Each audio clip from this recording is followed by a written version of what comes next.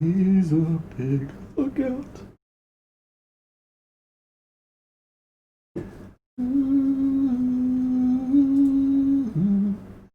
All right, we're streaming. We're doing it.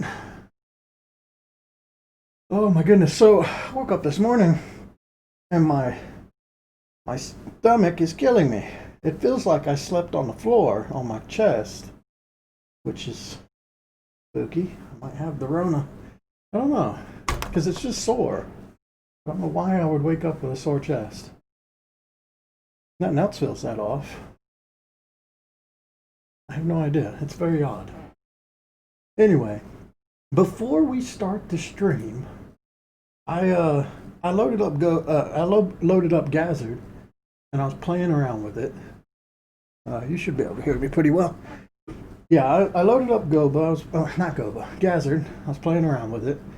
I was seeing what I did with the Shaman. I actually forgot a lot of it because it's been a while.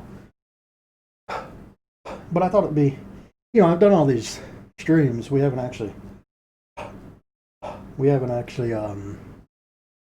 looked at the game in a long time, so I might as well do that real quick while I have it open. We'll do that, and then we'll get into doing drawing summoning animations. Now, I hope this is still set up correctly. I have no way to really check either, because I got to full screen the game. But we'll see. Actually, it might run fine as long as I'm not doing a screen capture, just like Goba. I'm pretty sure the same thing that was happening to it is what's been happening to my game. There's something with like the run launcher window. It just it runs slowly if you use screen capture. Oh my god, it's huge. Why is it so big? Oh, I guess tablet record. Well, this is weird. What is going on? Oh, is this because of Goba? That's what it is. Oh my goodness. So I guess when it captures Goba, it's capturing the runtime thing. Anyway, I should just be able to press 3 and it swap to game. Actually, yeah, I'll just do this. I'll just swap it to game. So this should find it if it's a full screen application. So here's hoping that works. I've set it up in Gazzard where if you press the 3 key, it full screens it. So, I mean, I just got to Alt Tab and see if that's working. If that doesn't crash the game. It seems like it's working. Yeah, okay. I see spinning and stuff. That's good. Okay. So I'm going to assume this is working. It would suck if I'm showing off all the game stuff and none of this records. Right, so here's Gazzard. Blood, reset, test, clown, change character, and the god hue. Okay.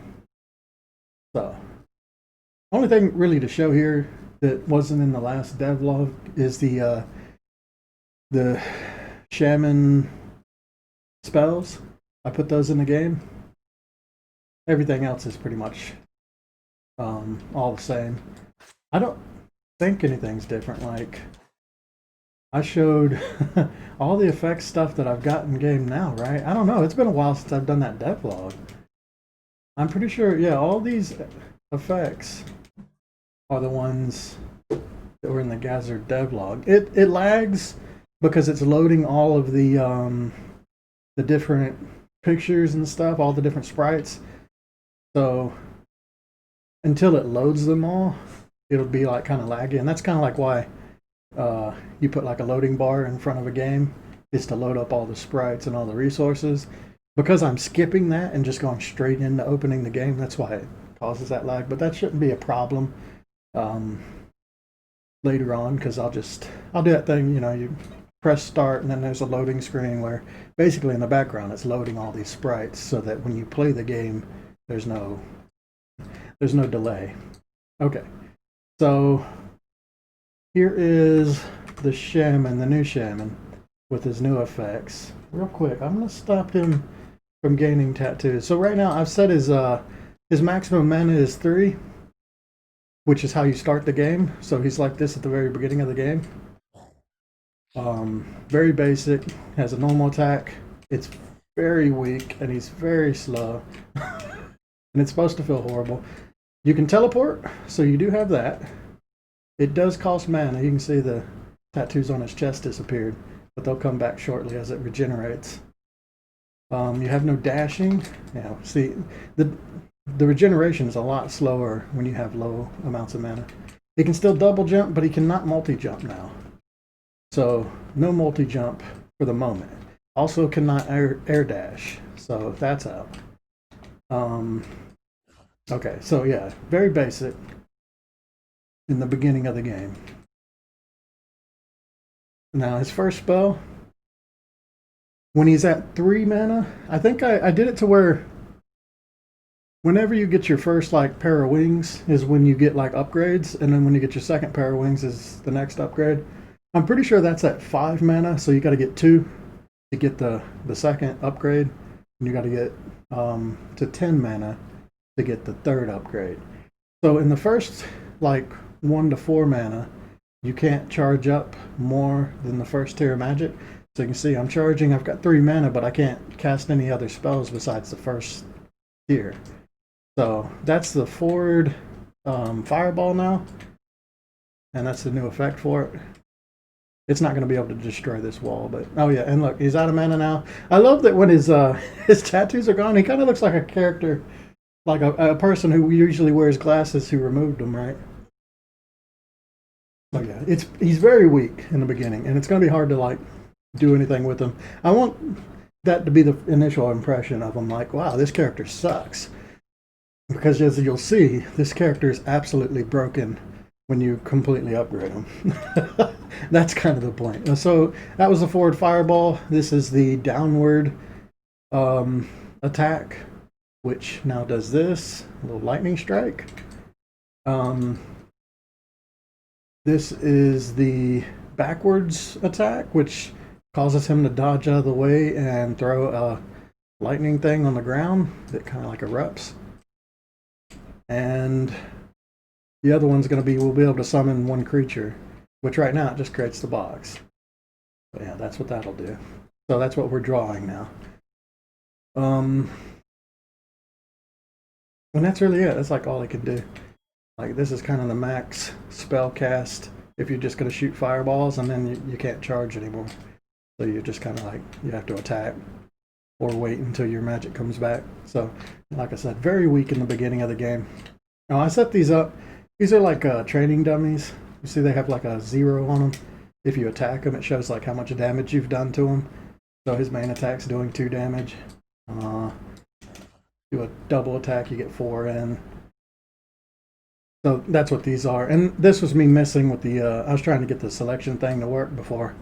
That was when I had my last burnout. I think what happened was Game Maker Studio had an update which broke a few things in my game, which I haven't fixed. I've noticed a few little errors, like when I swap characters, the armor doesn't stay attached to them. Just some weird stuff like that. So I'll have to look in on that later. I don't know, I'll get to it. Anyway, here's 5 mana. So this is when he gets his wings. He's got 2 more. When he gets his wings, you'll be able to levitate. It's a pretty slow levitation. He's still slower than all the other characters, but at least he's got some sort of like dashing ability. And the levitation allows you to like float over lava and water and mud. So it does have an effect, besides just a little bit more speed. You still can't air dash at this level. So air dashing's one of the final things. Everything else is the same. The only deal now is now you can charge up to 2. So there we go. That's the second charge. If we fire forward, it'll create this this crawling ground one, you'll see, which shoots out and then rolls along the ground. It does 3 damage right now. And if it hits like walls, it climbs up then. Oh wait, I gotta charge all the way up. So yeah, it climbs up walls, it climbs over things. So it's just a different way of, a different kind of spell. You can use it to like shoot it into a small crevice or something. You can have it run up a wall. I don't know. It's just what I could think of for doing something different with that. The down one is, okay, so it was a lightning strike before, now it'll do 4 lightning strikes. So kind of a nice attack that clears the screen. If you do it like up here, it'll throw them down there. So you can kind of use it to hit different areas. And then the back one, I do this thing where you like create these little electric charges, and there's 3 of them, and they flew off, but they're running all over the place right now. So it's very random, but they could clear a room or at least hit a whole room. It's just, yeah, that's a very random kind of ability, but it's fun to do. And it's still got the effect where you dodge backwards as you do it. So you can see, we got a couple hits on the targets down there. I think one of them hasn't hit yet. So if all 3 hit a target, it's actually pretty good, like, damage for the mana that you're using. Not bad. And then, okay, that was all 3 of those. And then the summon one, I'm just gonna have it summon 2 spirits, so you can get more out faster, basically.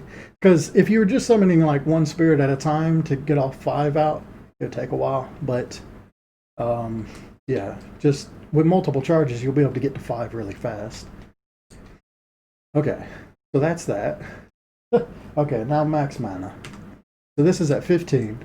At 10 is when you get the second pair of wings, but at 15 is like the maximum the character does. Basically, the last 5 on his tail are those.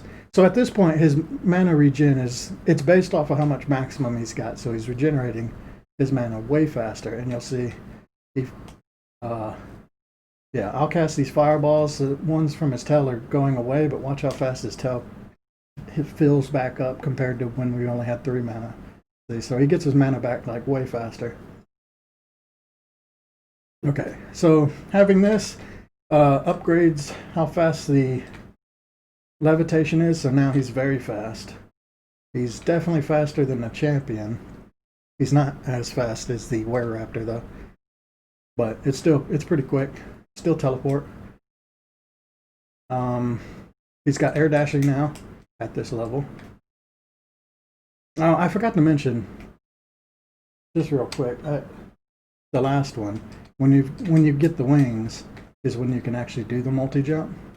But if you go below 5, which is where the wings are, you can't multi-jump anymore. So basically you have to have them on your back before you can spin them to do an extra jump.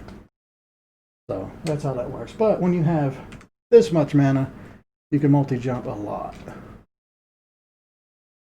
Basically fly for a while. And you can air dash it. When you have double wings, you can air dash. So that's what that looks like.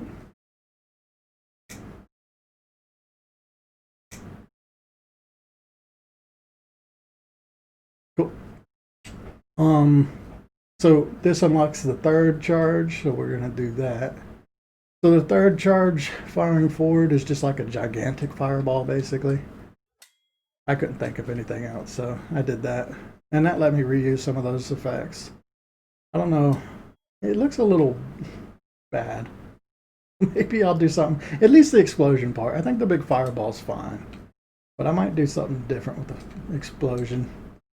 The back one... Okay, well, the up one is just summoning 3 spirits, so you can summon even more. The back one is actually one of the cooler spells.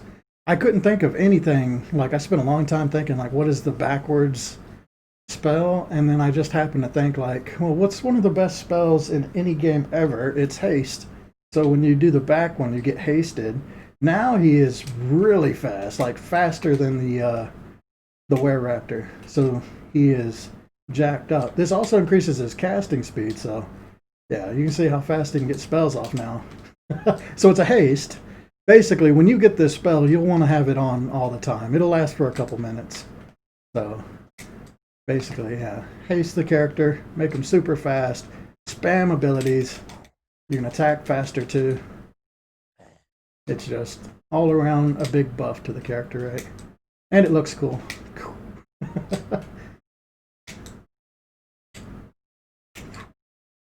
Yeah, I like what it looks like. So that's what that looks like. The last one is, you're not really going to see much here, but I'll just show it. So what this does is it creates this like raining star effect. It used to be comets, but the comets like collide with the ground. These don't. It doesn't matter if there's ground or not. They'll just float down. So that's important because if you go through like caves and stuff and you tried to cast like comet spells, the comets would just hit the roof of the cave, right? So it wouldn't do anything. But now it creates those sparkles that float down. What those do, they're kind of like this one, to where it creates a lightning bolt, but it does it to anything it touches. So it's very OP. Probably too OP right now. If these hit a boss, they would do ridiculous amounts of damage, but you'll be able to see it here. When one of them touches this guy, you'll get zapped. So yeah, it's a full screen clear, basically. Does a lot of damage. I don't know if I'll lower that or not. Right now, it creates like sparks based on how much mana you have too. So I don't know if that goes down or not. I could test it, but I'm pretty sure it's just based off of maximum mana. I'm just draining my mana down. All right, let's see if this affects how many come down. I think it'll be the same amount that we had before because it's based off of maximum mana. But if you have like yeah, if you have only 10 mana when you gain access to this spell, there'll be a lot less sparks basically. So it won't be as OP. But once you get to 15, you're very, very, like the Shaman is the best character probably. When he gets this strength, basically you go around collecting all your little mana essences so that you can use these spells. Yeah, the Shaman is super strong. He's super mobile. He goes from being the worst character in the game to the best character in the game. Oh, god damn it. There's a little lag there.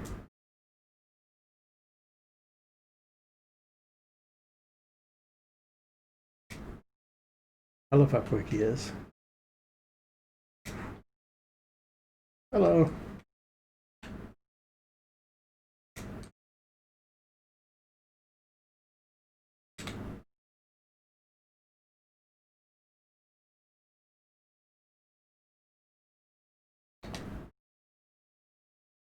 I want to test how well that climbs. Let's see if it'll climb this entire wall.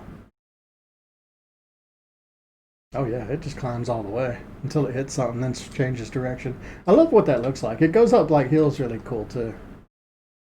It worked really well. I love the way it kind of like bounces and yeah, jumps down hills and stuff. It's a neat spell. Create this little rolling ball. I want to find like a good wall. There's one over here. I can really test it out. I still can't fit through there though.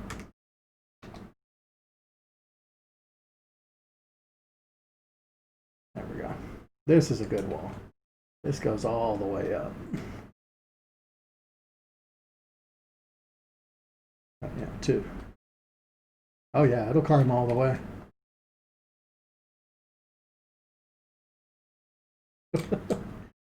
I wonder what happened. Let me test this. If I cast it in the wall, because that can definitely happen. Oh, it's just, okay. That worked really well.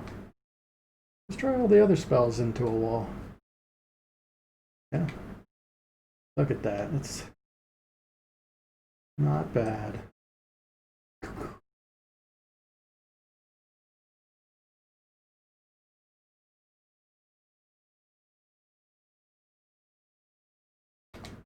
I like it. It's fun. I think these are the spells are pretty good. Everything except for like maybe the fireball. I think the fireball's a little weak, but I think everything else is pretty cool.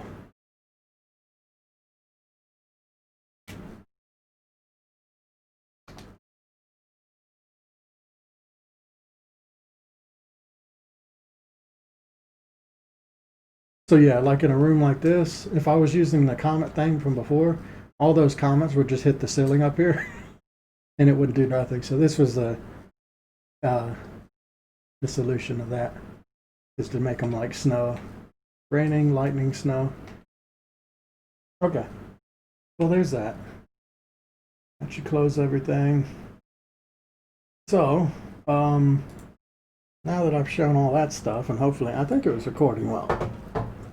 I'm going to swap back over to my normal setup and we'll do animations. It'll take me a few minutes to do that. I think I'm just not gonna, I'm gonna use the old version of Goba because otherwise I have to load the whole project. The old version of Goba, I just save the executable. Also, we'll start some music. We're on Super Mario. We lost a couple more tracks. I think it was, I don't know, it was like the Spider Pig song. We lost that. That's a sad one. That one weird one that was definitely going to get copyrighted definitely got copyrighted. Yeah, just, I don't know, it's like 5 of them. None of them were really that bad to lose.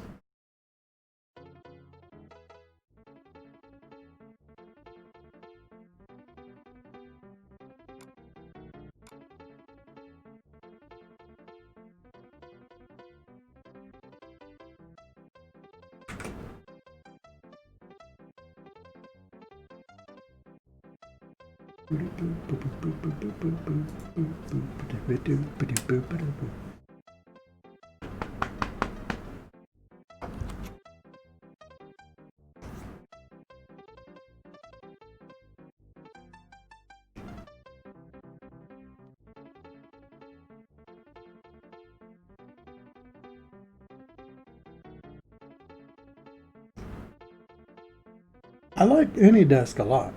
It's better than TeamViewer was, I think. I expected it to be the lesser version because it seems like, I don't know, to me it just seems like the one you hear about less. But it's actually really good. It streams really well and it's like quick and easy to get into. And there's like file transfer. It's very dangerous. Don't ever use AnyDesk for anybody other than someone that you absolutely trust because they can literally copy every single one of your files and delete everything off your computer. I've seen it happen. So yeah, be careful with that. But that's why I think it's good to learn about these programs too, so that you can understand how they work. Okay, so I think we're set up here. I've got this, I've got that, got a little of this and this. Okay, tablet record. So I'm turning Goba off, I think. It'll still make the sound notification, but no Goba this stream. Oh my. What time is it? It's almost 4. It's 3:30 a.m. Right. So still working on these summons. So basically, yeah, these summons are the final spells that the Shaman's missing at the moment. Which is going to make him even more OP. When you consider that he can create self-replicating slimes and he can create a beetle shield. Like, honestly, I feel a lot less, I feel a lot better about having the beetle shield do very little. Because he's got enough other spells, it's not going to matter. There's the ghost. Dragonfly, wyvern. Okay. So, where do I start here? I think it's better to do this on, well, no, not necessarily. I don't remember how I made these, or, you know, like what was my process for making these? Crap. These right here, basically all of his spells were based off of these, like, bright white and yellow colors, right? But I don't remember how I made them. I feel like I made them white and I just outlined them with a bit of yellow. See, this is why if I was saving VODs to YouTube, I could just look up the video. But now all the videos on Twitch are deleted, so I have no idea how I did this stuff. And I've just got to kind of try to recreate the effect again. Looking at it, it doesn't have a lot of glow on it, right? So honestly, it looks like it was just a white, like, yeah, it was basically like I make those black, I just make this white and I put like a little yellow glow around the edges. That's what it looks like. And it's got to be very soft glow too, because there's not like a lot of bloom or anything on this. It's just a small amount. So I'm going to try that to start with. I think the best way to do this is maybe just to create a thing that makes it white. I don't know. Honestly, I should have just drawn everything in white then. Would have probably been smart using hindsight instead of using black. But it's not too hard to change the color. I just have to like combine it with these, so now they're white.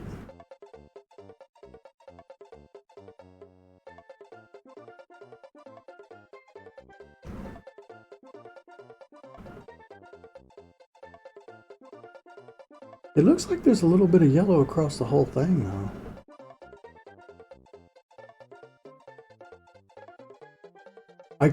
These could have been like yellow and I actually filled the inside of it with white. I'm not sure. I just don't remember. We'll just, we'll try this and see.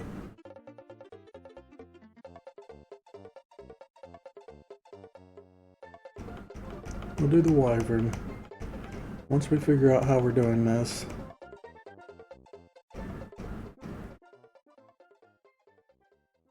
Should, solve the issue.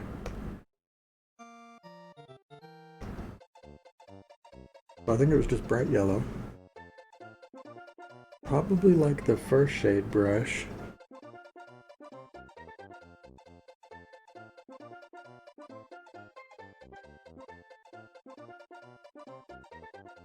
This is definitely not what I was doing before. Yeah, no, that doesn't look anything like this. In fact, I should do this one first. Just because I can use that as a reference. Yeah, no, that's definitely not what I was doing.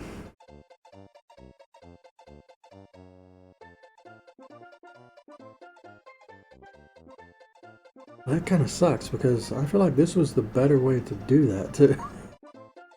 Like, it definitely seems like instead of filling the inside in, I should have just done the outside like this. Well, okay, so I think...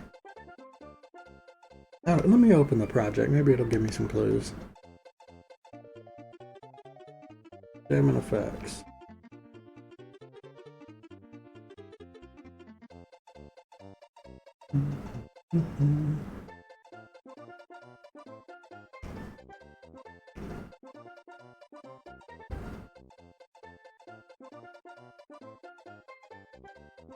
So I think I combined them all together and didn't actually leave anything. I'll go through all these and see if anything reminds me of what I did. Oh wait, this one might... Yeah, this one isn't combined.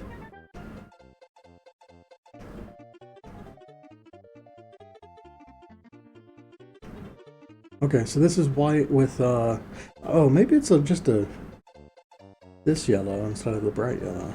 And that's why. Okay, so I used... That looks weird.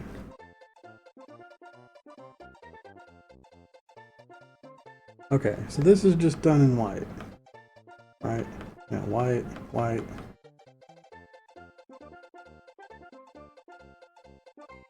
That one's done in yellow.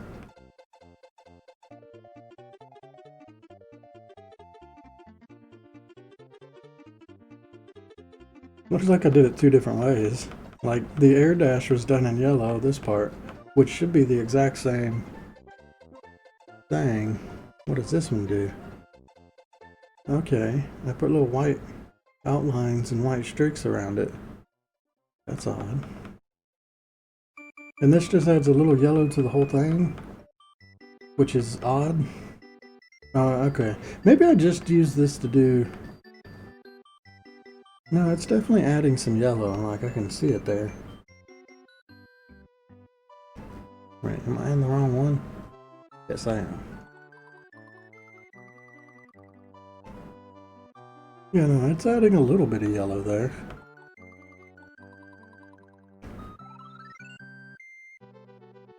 And it's adding an outline and a little, like, highlight to these.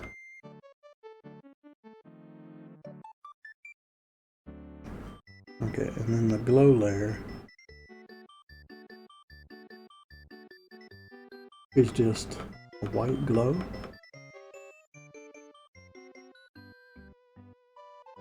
Oh, that's adding glow to the white lines in these. But it's not adding to anything else. Huh. Okay. You know, that doesn't help me that much.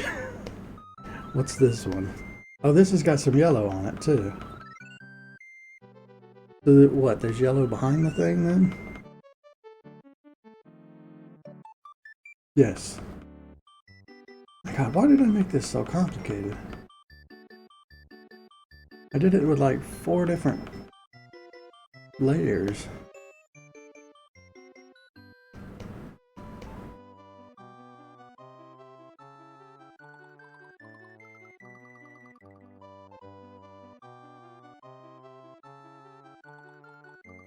Ooh, this will be a good example.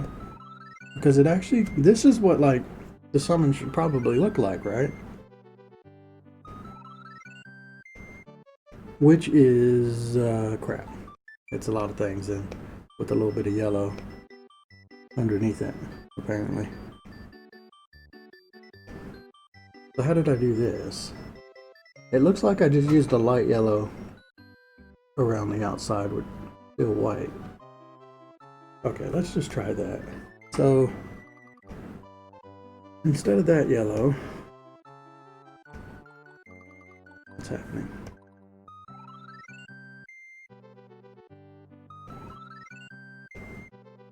What is happening? Why isn't the yellow going away?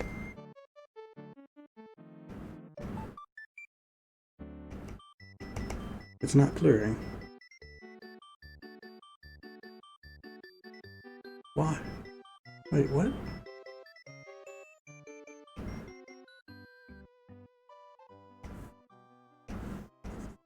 Oh, I can't erase it. Did I do that in the wrong layer or something? I did that up here, didn't I? Yes, I did. Golly.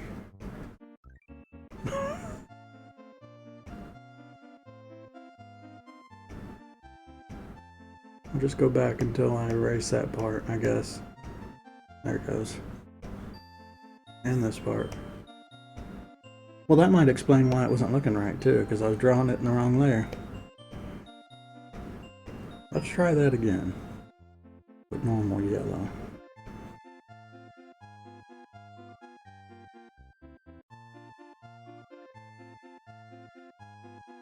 Okay, that's not quite it. Do the light yellow.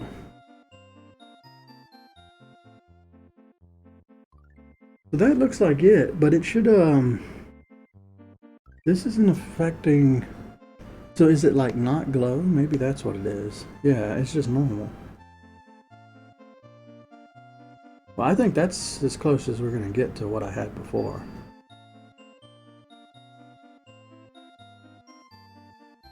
Yeah. Okay. Well, I guess this is what we're doing then. I want to make it, I don't know, I want to make it bigger. Do like a 20. What about like this yellow?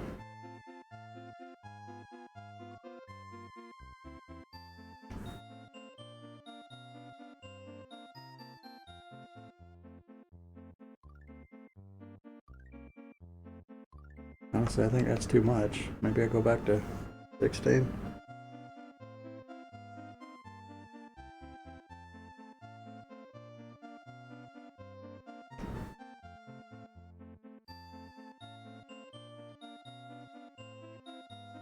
Alright, definitely this yellow.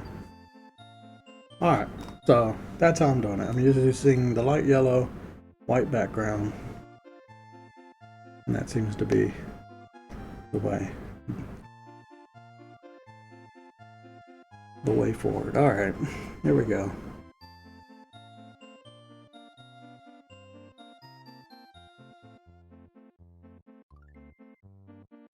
Well, fuck, that means I need this to not move too, I think. So I gotta do this just like I did everything else. I think, what was it? This was the best one. Well, no, I need the feet too.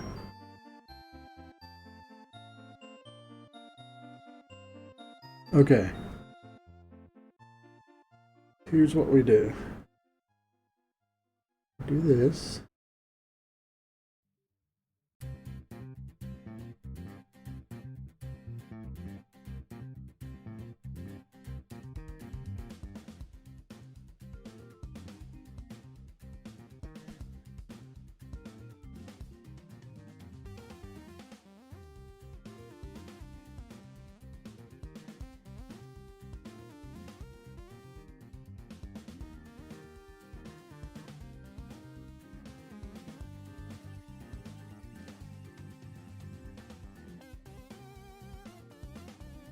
Okay. Let's pull that out. Now let's go to... I want to see this one's fine. We're going to do the leg too.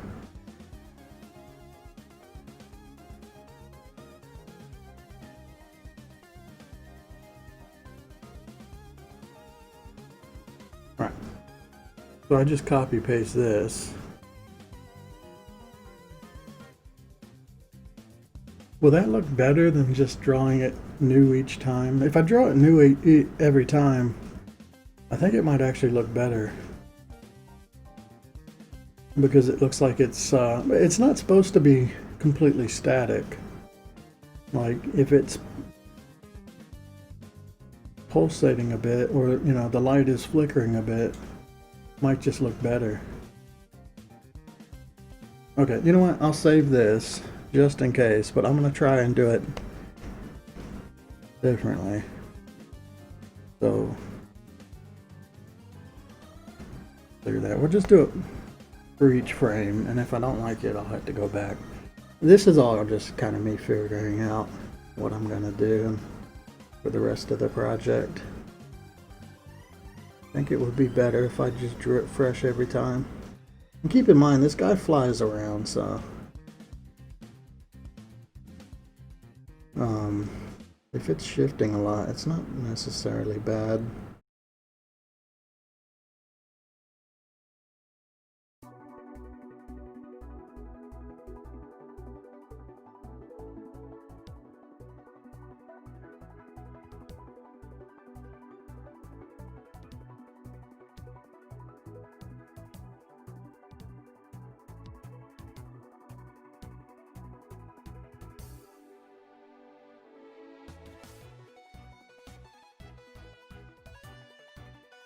Should I leave the... Nah, I guess not. I don't know, it feels like filling it in makes it worse too. I like it kind of crisp. No, whatever.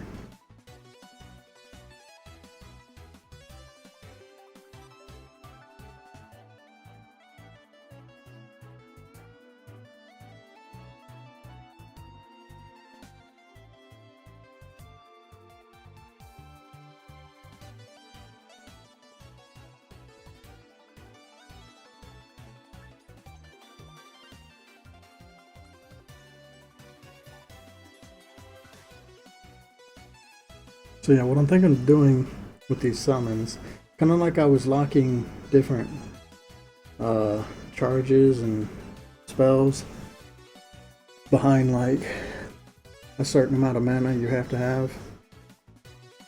I think I'm gonna do that with the summons as well, to where you can only summon one, and then you can... I wonder if I want to just go up to 3 and then they combine instead of doing 5 then, because I've got like...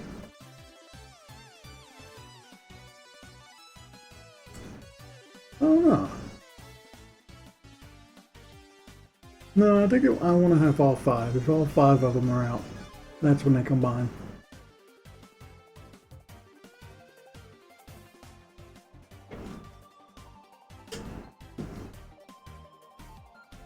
Well, I can still taste. So, that's a good sign.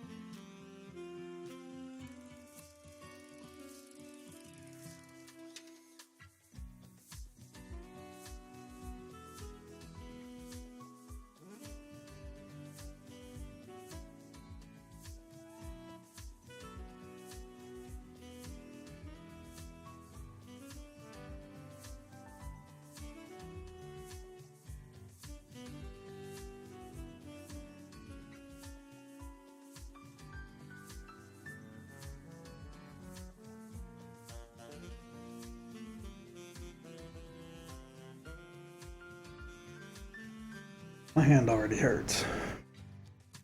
I haven't even done an hour yet.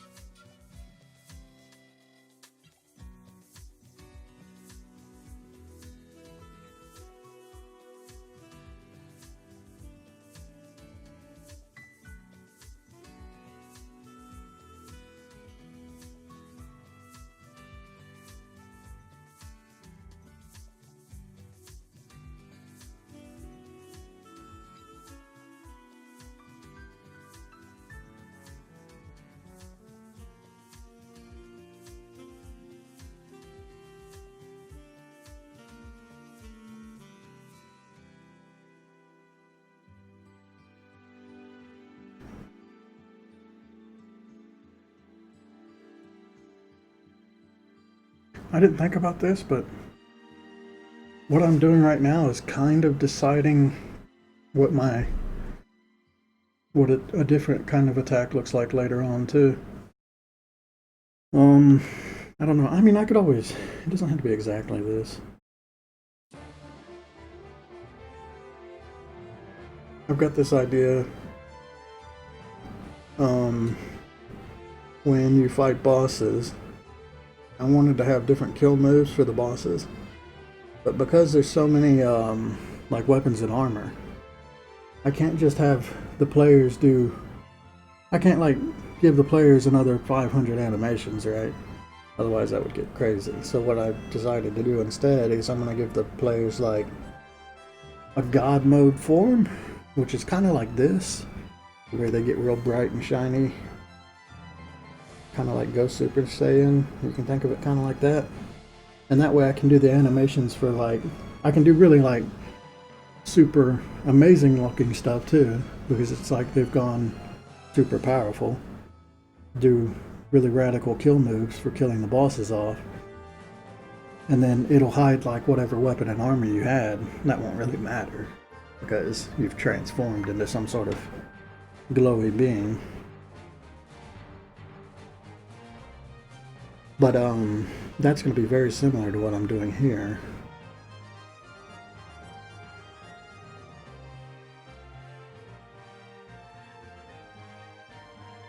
Probably.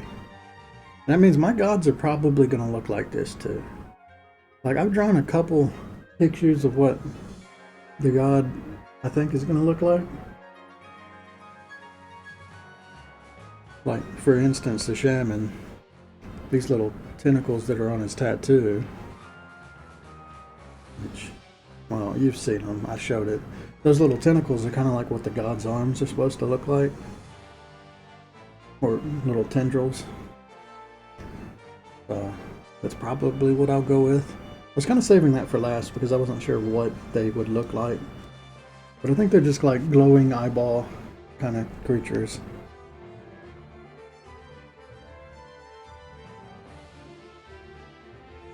Kind of ethereal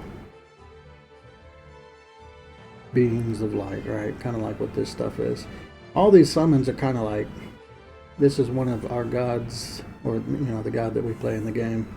This is our domain, which is like life, and it's like life, lightning, and that's really good. Life and lightning, electricity. That's why a lot of the spells are like electrical. Even the fireball is more like a firebolt.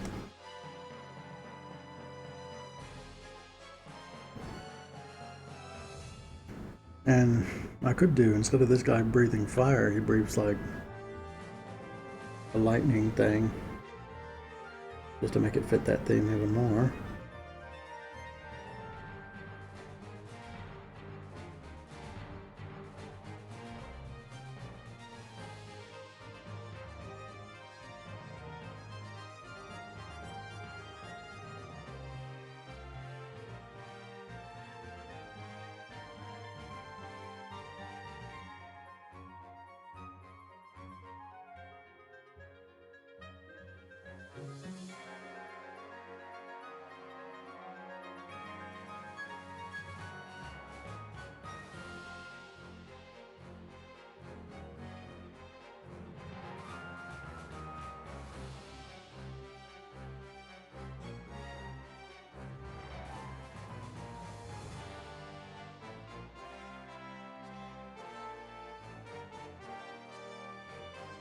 I think it's fine that it shifts around a bunch. It makes it look like, yeah, like it's flickering a bit, like it's not solid, which is fine. It's not like a shadow, which has to remain constant. It's basically like, if I was to relate it to a substance, it's plasma, right? Or it's, yeah, it's similar to plasma of fire.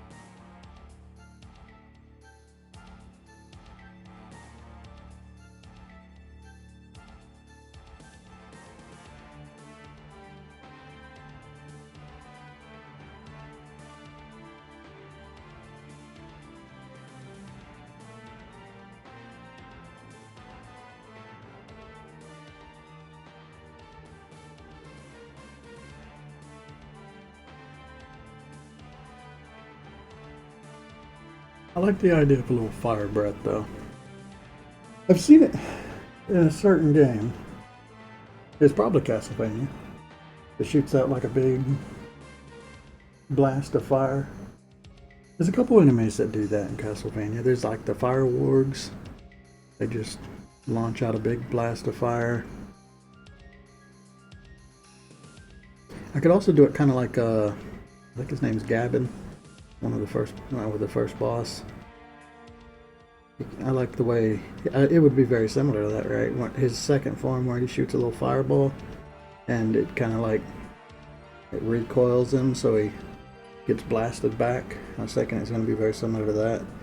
I could do that. I could make it to where he breathes fire, but he also shoots a projectile if he's in this advanced form. That would make it a little more special.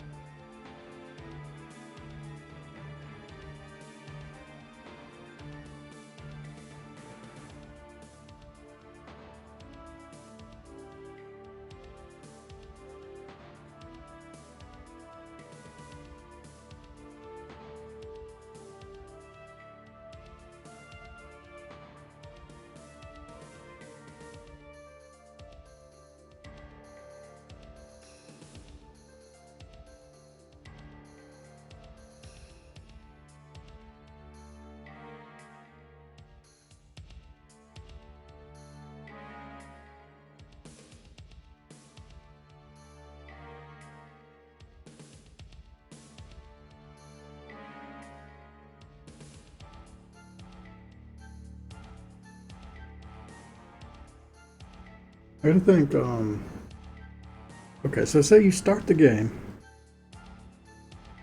and you cast this summon ability. So at the beginning of the game, you can only summon one creature at a time.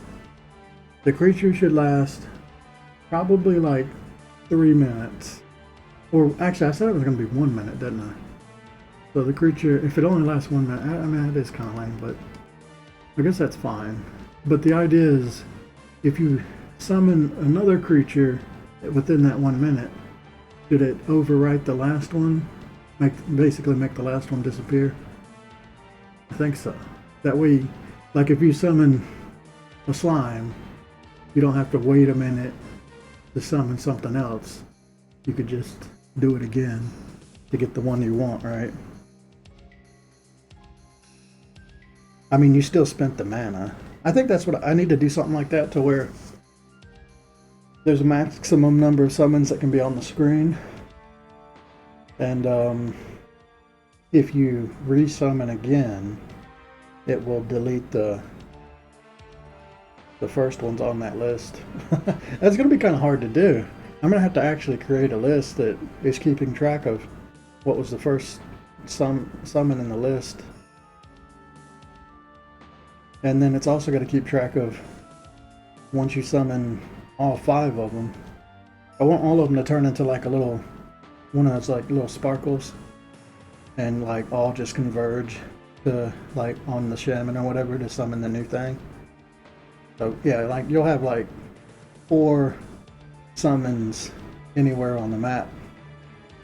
And then when you summon the 5th one, all those 4 just they turn into sparkles and they all zoom in and create the new one, which is the super advanced version, like this wyvern. And if you summon again, I guess your wyvern will go away.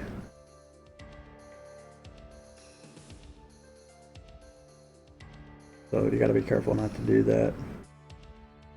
Unless you don't want the wyvern, then maybe that's the reason you're trying to do it again. Summon 3 new things, wyvern disappears, summon 2 more things. I think I'm gonna, that's another weird thing, is if you can summon 3 at a time, like if you summon 3 and then you summon 3, it's kind of like wasting mana. I don't know if I want to, I mean, I should allow you to do that, but there's no reason to, right? Because you can never summon 6 things. At most, you're ever want to do 5.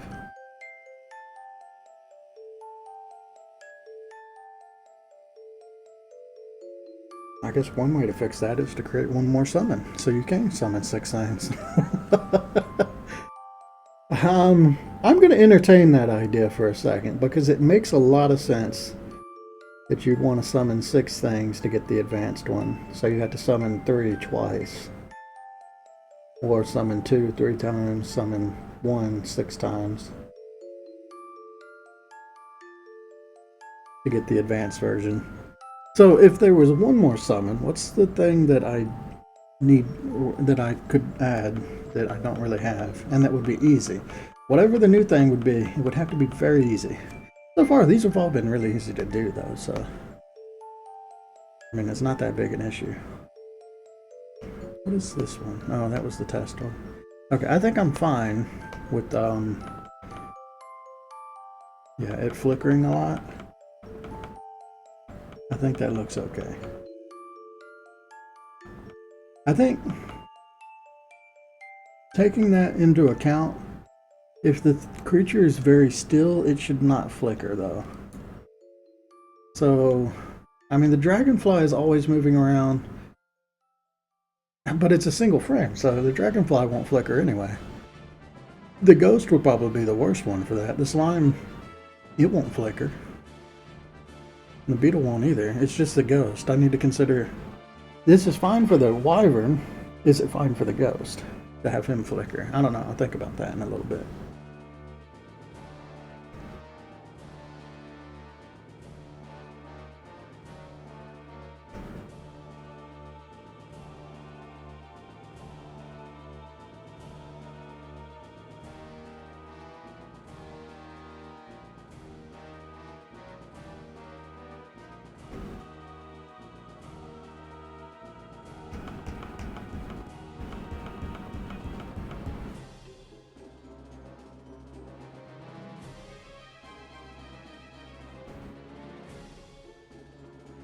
Right, yeah, so if there was one more summon, what would it be? I don't know, what's on, I could just look at my creatures and say, what would be something that would make a good summon? Well, there is one more, there's the god one. That was one that I, yeah, that one's supposed to be a secret or surprise. Basically, if you summon all 5 or 6, usually it's one of these advanced versions of the monsters. But there's like a very, very rare chance that you could just summon the god itself and it kills everything on screen, which will one-shot a boss. So it's not reliable, but you could just one-shot a boss with the, if you get lucky and happen to summon this thing. I think that's kind of cool. I don't know, maybe that's a little OP, but I do like the idea of it just killing everything on screen. And if it's rare enough, it could just be like a fun little thing. But it could ruin a boss encounter too if you did that. Like all of a sudden, you cast some summons at the beginning of a boss fight and it dies. I don't know. Is that a good thing or a bad thing? It could be. It might be a bad thing, but it could also be. It's also a story to tell. Like, yeah, the boss just died, and you can always go back and refight a boss if you want. So, like, if the player feels like they got cheated, they can just go refight the boss. I think it's fine. I'll do that. I'm gonna make it where that thing, if you happen to summon the god, it will just one-shot everything. It'll do 999 damage, just like the Godslayer sword. The Godslayer sword one-shots everything too. So, if you want to one-shot bosses, that's how you do it. Okay. So, what of these creatures would make a good summon?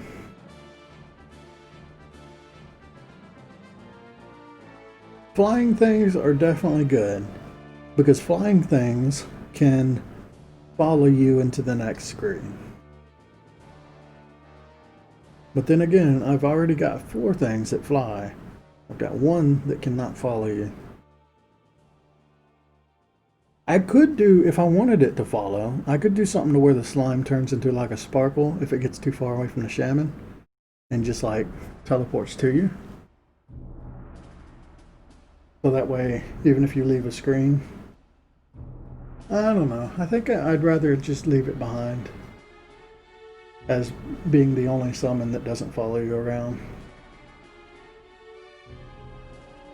I could create like a Hellion summon so it's fixed in place. It would replace the golem idea to where it would actually shoot projectiles.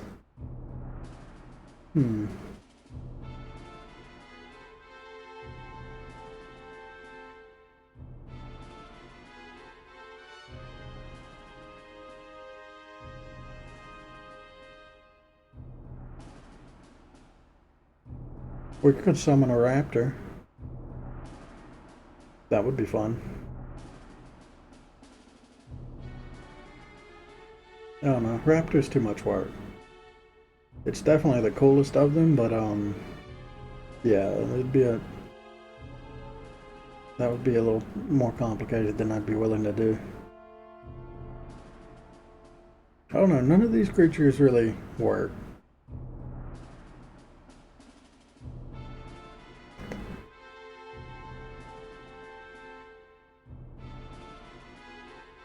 I mean, the vulture is kind of, but it's like the wyvern. It's too much like the other summons. Just another summon that flies around and attacks.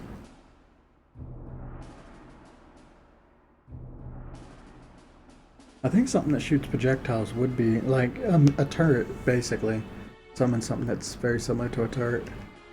That makes the most sense. There's the bleak bat. That's another kind of flying one.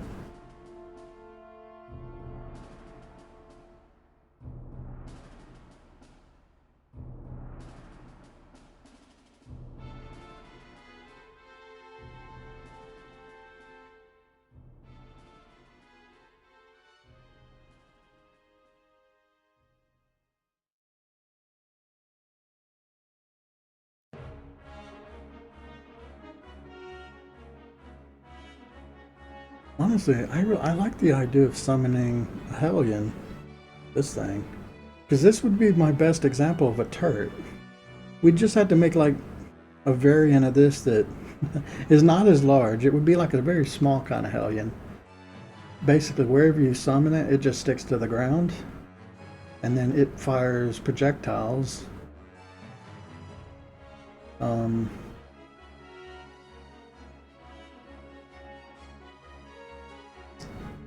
I think it would have to be it would have to fire projectiles that go towards enemies, right? It'll go in the direction of an enemy, but if the enemy like moves or whatever, it won't hit them. So, I mean, if you summon one of these in a boss battle, you just get consistent, projectile damage.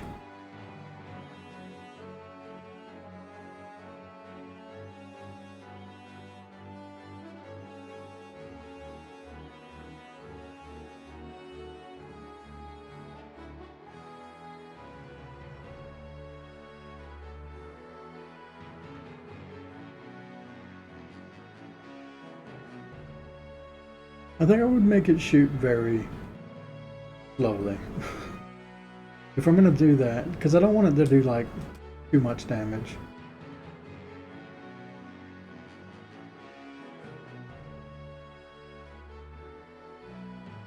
But I can make it attack anything that gets close like that.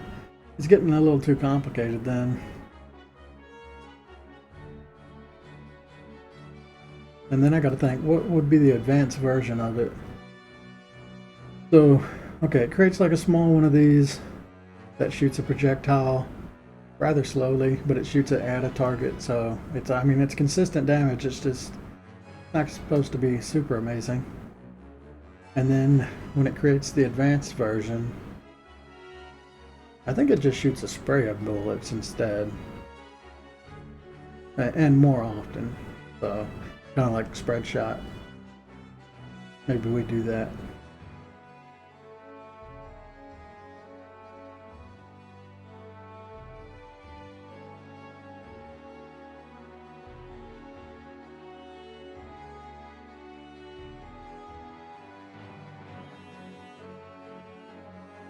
So if I want to do it really easy, there's none of these strikes or anything. There's just an idle and a shoot. Which is that? Okay, I think I might do that. We'll make a 6th summon. That way it makes more sense to summon all 6 to get an advanced version. I'm giving myself more work, but it makes sense, like, considering everything. So I think once all these are done, I'll look at bringing that one to life too. I like the idea of a little turret. So the turret one won't follow you through screens either. It'll be kind of like the slime, but it's better than the slime because it does shoot projectiles. It shoots at targets.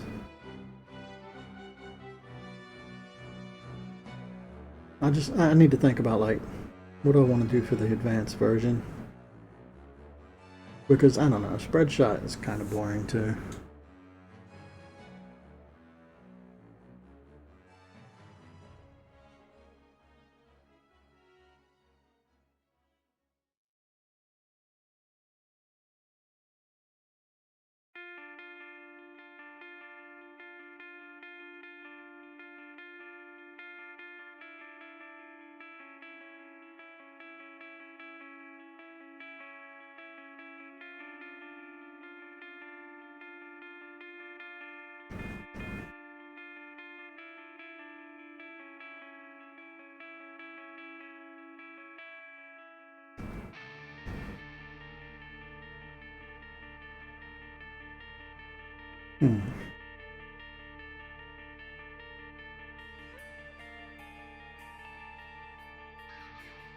I could make it shoot shots that like explode and create more shots. Kind of like lobbing grenades.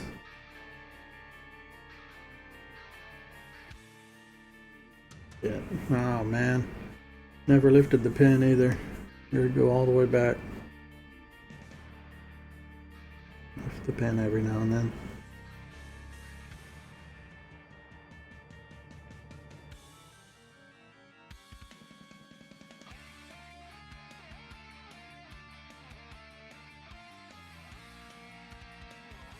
Honestly, I might be doing this wrong because some of this does not glow when it's like, I mean, it's not going to matter, I don't think. It'll never matter. Yeah, like back here, technically the wing does continue on. I just didn't have to draw it because it's behind this version, right?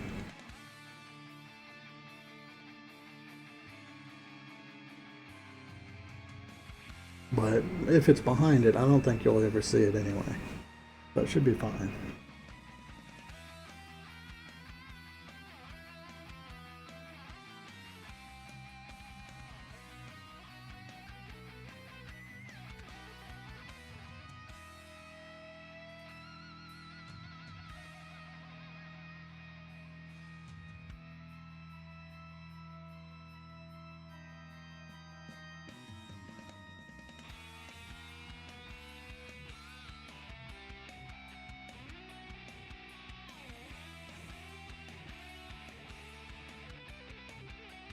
thinking about how I'm going to make how I'm going to do the coding for all these summons.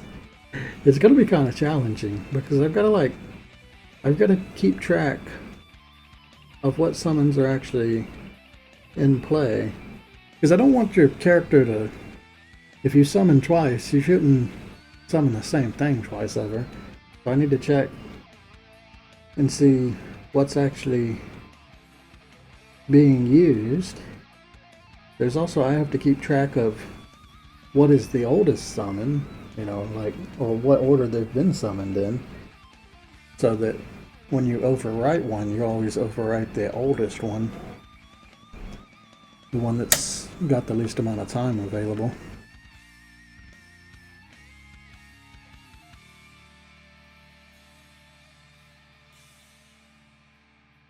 Cool thing is, if I set that up right, you should be able to summon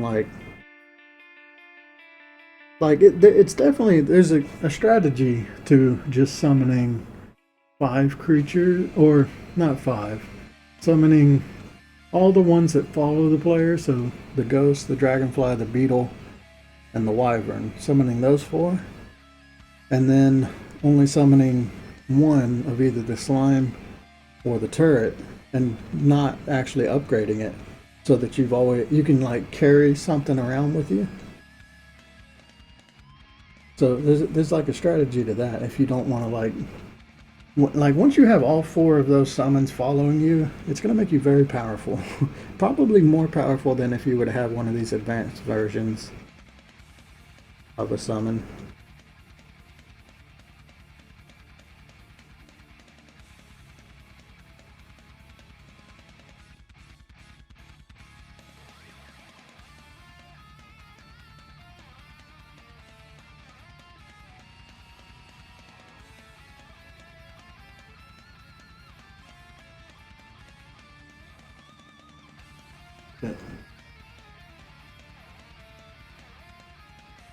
This one might get copyrighted. It's technically a remix, but got some bites of Tales from the Crypt.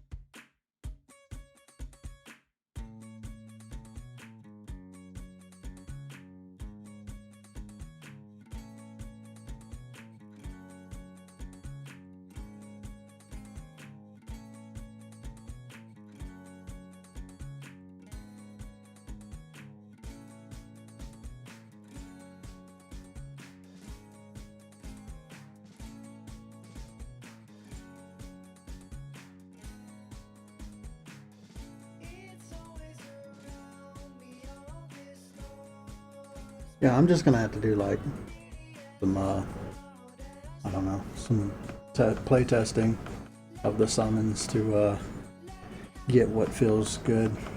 Alright, so that's what this guy looks like.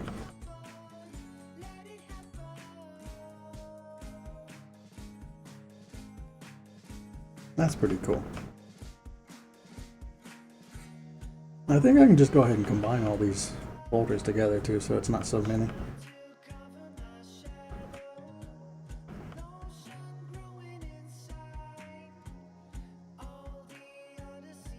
But I'll do that later. Let's do this one next.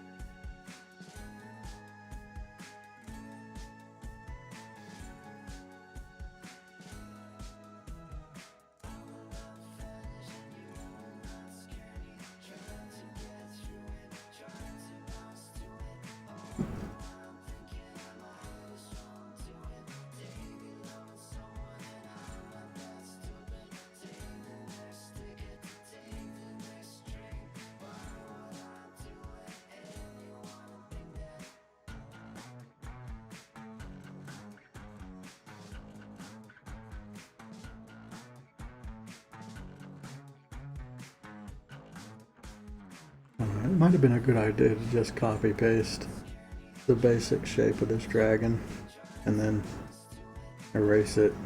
I think it would have saved me time and it would have been more consistent.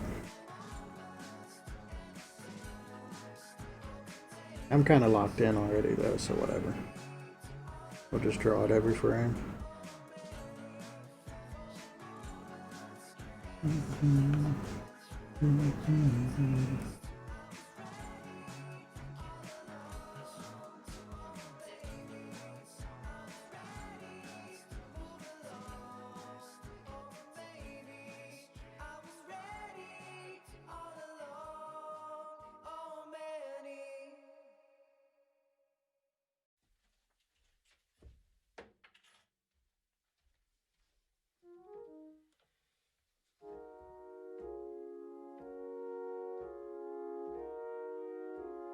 We're at Tame Impala. He's really good. Well, not Tame Impala, but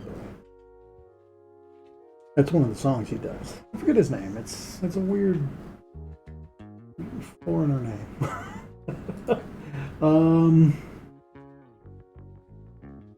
Shit. I don't know what it is. It'll be on my YouTube playlist. He's really good. It's like Peter Strevens or something like that. Peter Shrevens. I really love his music. It's all covers and stuff, but they're really good and they're very unique.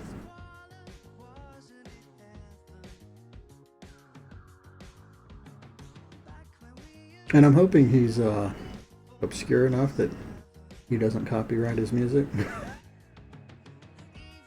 It reminds me of like oh, I don't know the name of the band, but some of those old 80s songs, or maybe they're 90s, like do you want to rule the world, or I think that's what it's called. Do you want to change the world?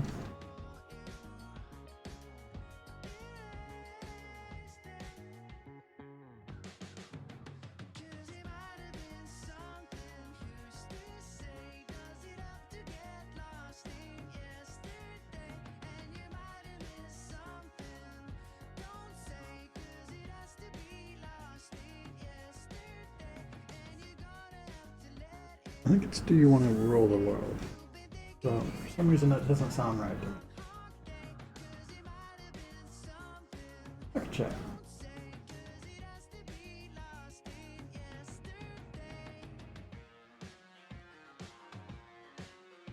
Everybody wants to rule the world. It reminds me of that kind of music. That song.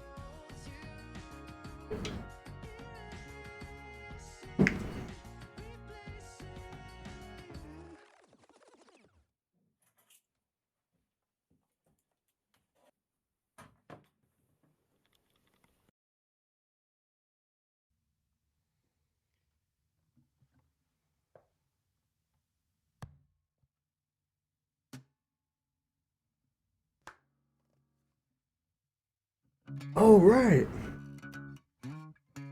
I was gonna edit the video from well the last video, and well I ended up abandoning that. But while I was looking at it, I saw this ghost, and it suddenly struck me why I thought his hand looked ridiculous, and that's because I don't know why or when it happened. I think what happened, I kind of understand it now. I drew this one first, which maybe that makes sense. What his thumb is doing, I did this thumb right here. What his thumb is doing might make sense in this one frame. But I think when I was drawing the rest of it, I thought that thumb was a finger because it kind of looks like a finger. So I kept it like at that angle. And that's why this looks ridiculous, because the thumb is bending the wrong way. It should go like that. That's why it was driving me crazy. So the thumb should be doing this. And it's so obvious now. I think that's what I did, is I thought it was a finger, and when I did all these animations. Well, now that I'm looking at it, I'm like, what the hell? I might fix that for the summon, but there's no way I'm going back and fixing it now. Now he's got a weird looking thumb, okay? It bends the other way. He broke it when he died. It's canon now. But yeah, I just suddenly noticed that. It's amazing how many times I've looked at this guy and that never dawned on me that his thumb was backwards. But I think that's kind of funny.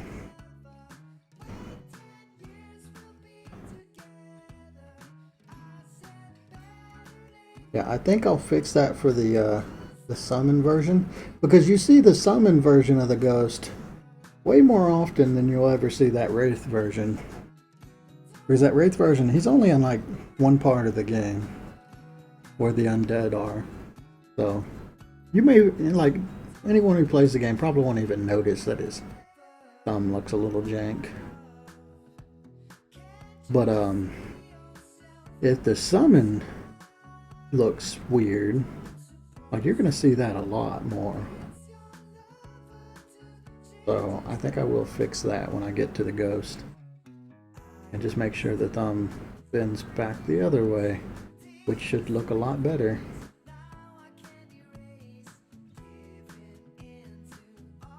But yeah, even yesterday I was looking at it and I knew it was something was weird about it, and I just couldn't. I don't know. It looks so obvious to me. I think what it is when I was looking at the recording, it was a very small, a thumbnail image, and it became really obvious. But when I'm looking at it real close like this, I guess it doesn't stand out as much. That's why you'll see artists, like when they're drawing illustrations, they'll zoom out the camera every now and then, and rotate the camera or flip it just to get a different angle on stuff. That can help you identify mistakes like that.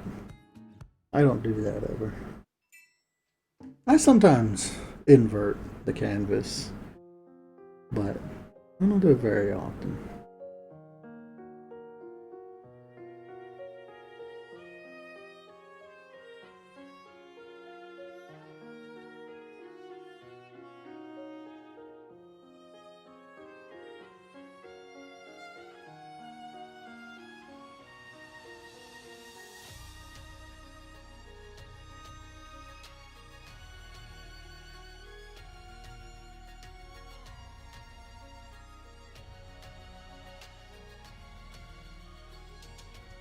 I was thinking maybe for the second game, which if I did a second game of Gazing, I have kind of planned for it just in case. But it's definitely on the back burner. But I think it's a good idea while making the first game if I make, like, if I allude to what's going to be in the second game. So it's good to think about it. I think what I want to do for the second game, I didn't do it for this one. I was going to be a lot more, like the idea of this game was, I was going to have more aspects of ActRaiser in it. Because even now, nobody's really made a successor to ActRaiser. There was one that they tried to do something, but they did this weird tower defense thing, which was not ActRaiser. And well, I've kind of got the God thing. And the combat's somewhat similar, but it's still not ActRaiser. But I was thinking in the second game, maybe I'll do more of an RTS thing to go along with the Metroidvania parts. Because in the second game, the idea is the god he gets a body.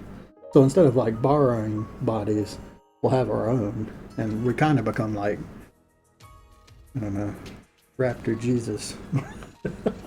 So it kind of makes sense that he can like, he's way more super powered, right? He can actually like fly and do other godly things. Like basically your god power has been unlocked by the second game.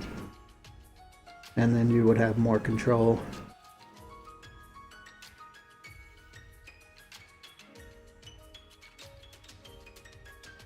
I wanted, like, I'm gonna have to redo this. I wanted, for the second game, one of my ideas was to have, I wanted wars to where like you can have a ground battle with different factions. That's why like there's so many other gods, is those gods would go to war with your lizard folk and you would actually fight in battles. I was gonna make it to where, and this was one, like, this wasn't just for the second one. This was kind of my idea for the first one, but I gave up all these ideas. But, because they were too complicated and they were making the game, I don't know, too hard. Even now, my game's pretty hard, but... So I'm glad I didn't go with all this stuff. But I like the idea of, okay, so there's a battle going on, and there's like 5 layers to the screen, and you can just jump back layers. And the idea is, you know, there's 5 rows of troops advancing, and you have to like push the front line and keep it even by like, you have to go to the back. If the back line's getting hit really hard by like a gigantic minotaur thing or something, right, then you go back there and fight it. And while you're doing that, your front line, or the ones in the front of the map, are all fighting their battles. And yeah, it's kind of like, the idea is you're constantly jumping back and forth to supplement the lines and push them all forward. Kind of like what I was thinking for the battle. I don't know, I might need to refine that idea more. But I think it could be kind of cool, just having a whole bunch of units clashing and you're like in the middle of a battlefield. It's basically, how do you make a 2D battlefield, which... you could do it like that. And, well, a 2D battlefield that's on like a platformer, like a Metroidvania. Because there's 2D battlefields that are like tactics games, where the units are just at different spots from like an overhead view. But if I wanted to do a side view, how do I do that? And I think that's by like layering the way there's parallaxing in this type of game. Basically, that parallax would be different areas you could go to, and then that's actually what inspired me to do the maps the way I did in this game. So I did keep that part of it. I didn't keep the war part. But in the second game, I might have the war part come back. So, like, let's just say a lot of this is being very, like, dreamy, right? Like, it's hard to implement, but if we're just going full dream game for Gazard 2, I think it starts off rather simply. Basically, you gaining powers, exploring a small portion of a map. So, the beginning of the game, there's none of the war stuff. There's none of the RTS stuff. It's just kind of like you getting used to the controls of your characters. You unlock things. It'll be very much like Gazard 1. But then later into the game, we start introducing like these wars that happen. And then I might do something to where, just like an ActRaiser, you take to the skies and kind of like direct your people from up high, and actually make like an actual like successor to ActRaiser that advances that unique kind of genre.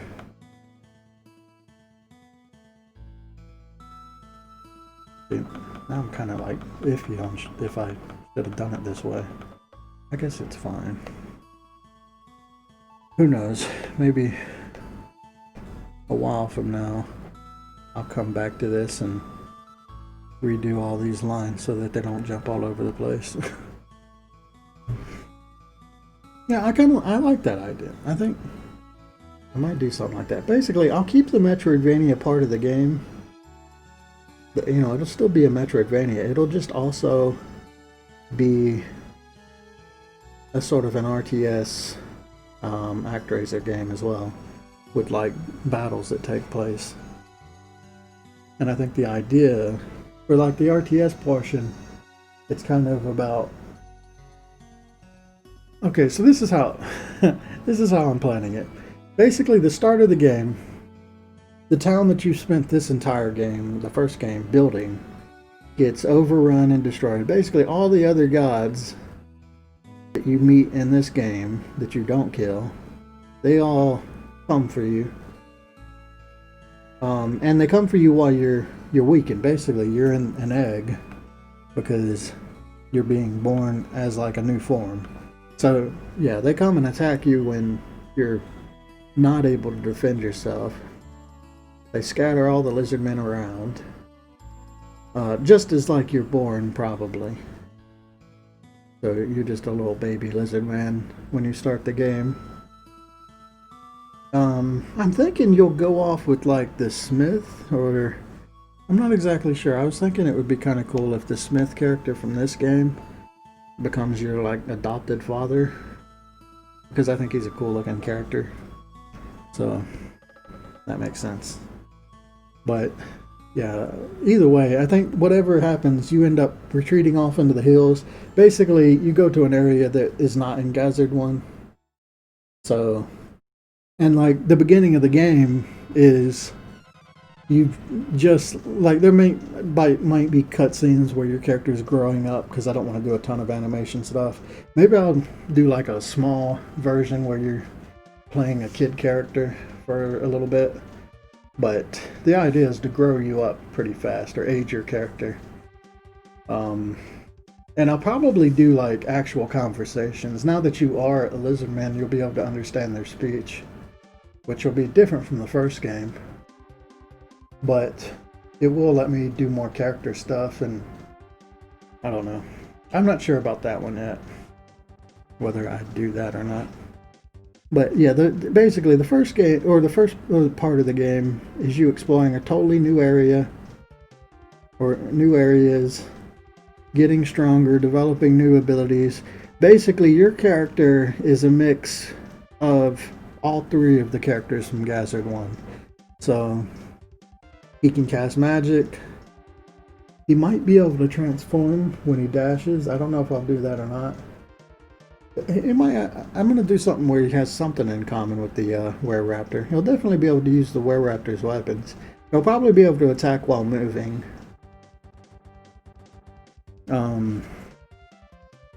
So yeah, it's kind of like a mix of all three characters. So a very powerful character, as it should be. And once you get strong enough, and basically you're kind of like building up a new town. Like it starts off, there's not very many people. Everybody's been scattered. You're kind of like building a new one up. I think there'll be a lot more, instead of in Gazard 1, there'll be a lot more nameless NPCs, so just people to fill out the world. So, yeah. There'll definitely be some unique ones. I might bring a couple characters back from that's in the first game. But as far as I consider it, the champion, the Were-Raptor, and the Shaman have gone away. Yeah, I don't know. It sucks to get rid of the main characters from the first game, but I kind of have to because of the way the character customization works. I'd have to let the player design an NPC, right, to make it look like the old one. Or, I mean, I could load a save file or something like that if I wanted to do it, so that they could load what the champion and the shaman and the Were-Raptor actually look like from the first game. I don't know if I wanted to include them. I think I would, actually. It would be a lot of extra work to do that. I think what I do is, in the title screen, I give you the ability to customize those three characters. They'll use the exact same animation, so I'll be able to just reuse stuff. But yeah, you can customize them there, or you could load your Gazard 1 save. So if you happen to play the game but you don't have your Gazard 1 save, you can still make them the way that they looked when you played the game. Or if you never played the first one, you can just make them look that way. But that way I can actually have them part of the story too. Because technically, the champion and the Were-Raptor are your mother and father in the game. They're the ones that have Raptor Jesus.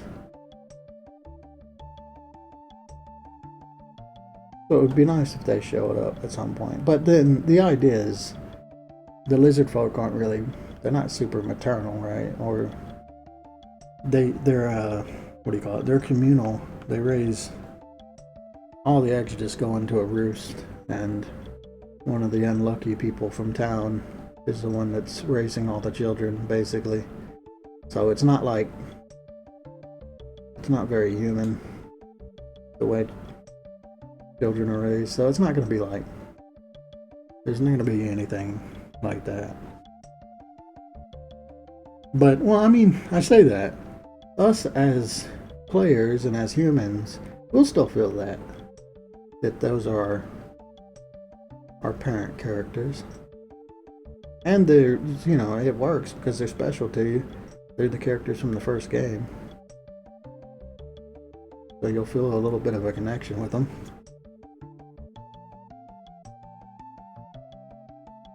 Yeah, but so the idea, the first bit of the game, maybe like, we'll call it the first half of the game, is you just rebuilding, exploring a brand new world, basically like over the mountains, over the red mountains that are in the first game, to the west. Yeah, to the west. You're like in a new valley, basically, so everything's new.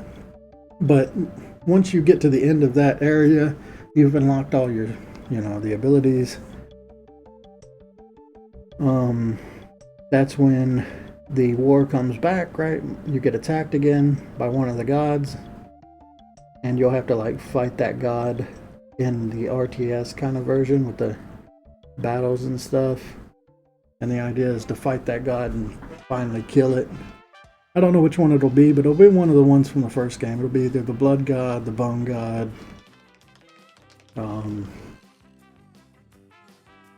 or one of the other 2 or 3. I think there's 5 extra ones that aren't dead by the first one. Wait, how many are there? There's the blood, there's the bone, there's the demon. The demon will be the main villain. The demon's the one that destroys the village. So you'll get attacked by a different one. Well, actually, I think they're all like working together when they take you on or something. But yeah, demon will be the main one. So there's the one from the depths. We just made it. And then I think there's one more, which is the bug one. Yeah, there's a bug one as well. So there's 5 gods that you'll have to fight. So we'll probably have like I don't know, I don't want to use the bone or the blood one because they're kind of bigger. I could have the one from the depths be the one that attacks you, seeing as he's the new one. That I like the depths of the blood or the bug one. You end up fighting one of those, and that'll introduce all the like RTS stuff. And then okay, so the second half of the game, once you've been introduced to the RTS part of the game and the war part of it, the second part of the game is actually going and reclaiming the areas from Gazzard 1. And I'll do some stuff to like change the areas and show, you know, what's happened to them in the past year. So it's not the exact same, but it is kind of like you're revisiting familiar territory and reclaiming it. You want to reclaim the town that you originally get in the first one. So that'll be fun. And then I've kind of designed it to where each of the gods is in their own corner of the map. So you can just attack out in each corner. You'll probably have to do them in order to kill the rest of them and finally free all the people.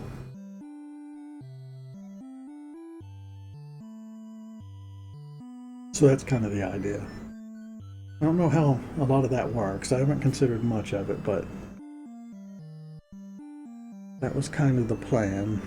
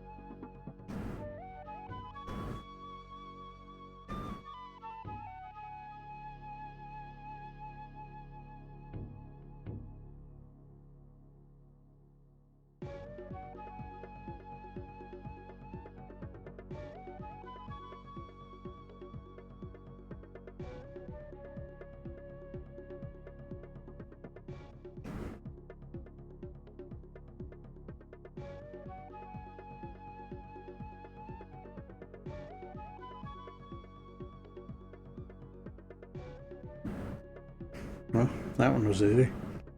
That's a dragonfly. I mean, the dragonfly is supposed to be a really simple summon. It just flies around. Okay, this is going to be a little more difficult.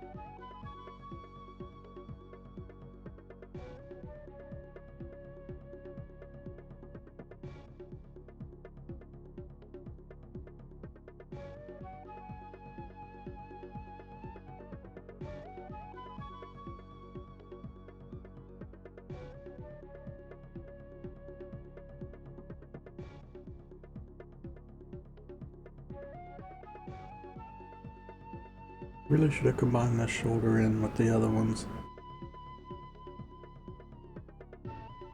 Okay, I have fucked this up. Somehow. One of these is in the wrong place. And none of it is named, so I have no idea what anything is. Alright, let's just get rid of that, and that'll make it easier. Alright, so this is the cloak. This should be... Okay. None of this is what it's supposed to be. Right, so this needs to be over that. This needs to be over that. Okay. Right, so there's... That's over that. This is over that. This is over that. Right, I'm missing one, which is...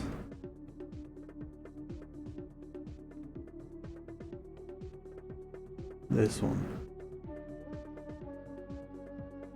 Okay, that should be it. Okay. I'm gonna do the cloak a bit different, I think.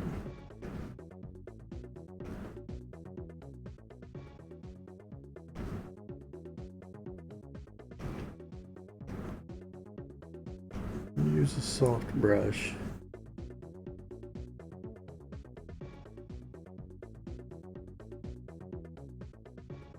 Because it is supposed to be a little glowy. Let's do like yellow too.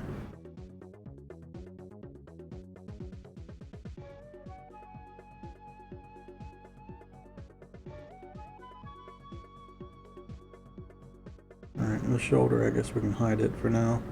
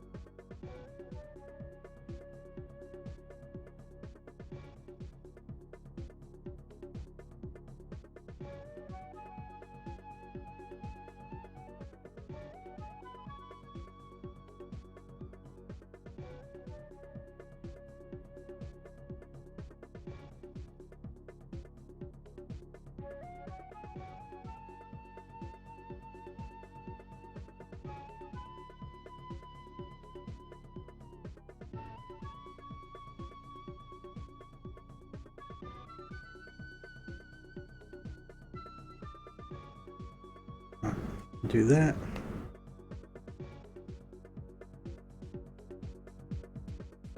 And then back to doing it the way we were. Alright, so I do want to fix this though. Let's do that.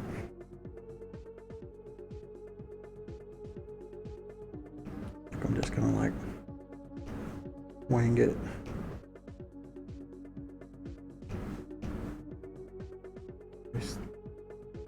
Finger.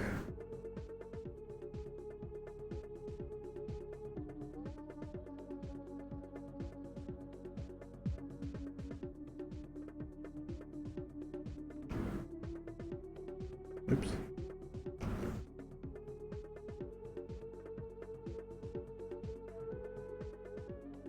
That was fine.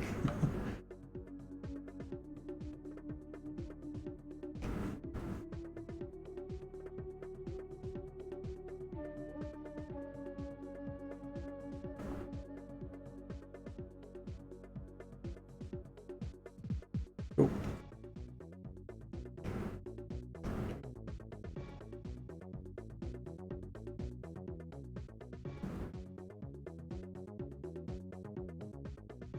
Well, we're back up to 123 followers.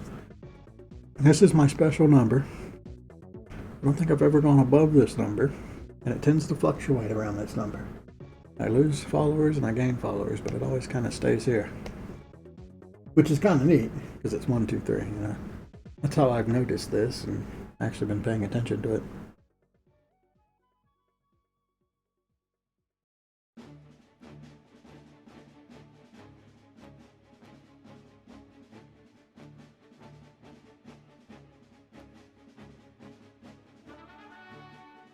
Is this IQ?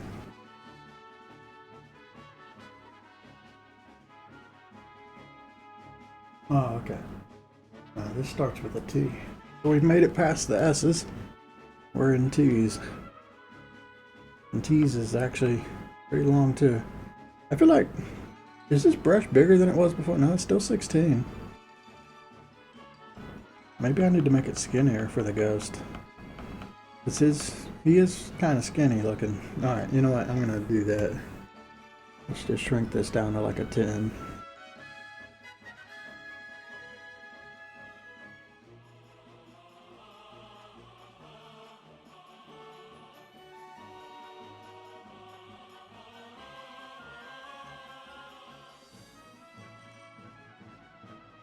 Because I want the center to still be white.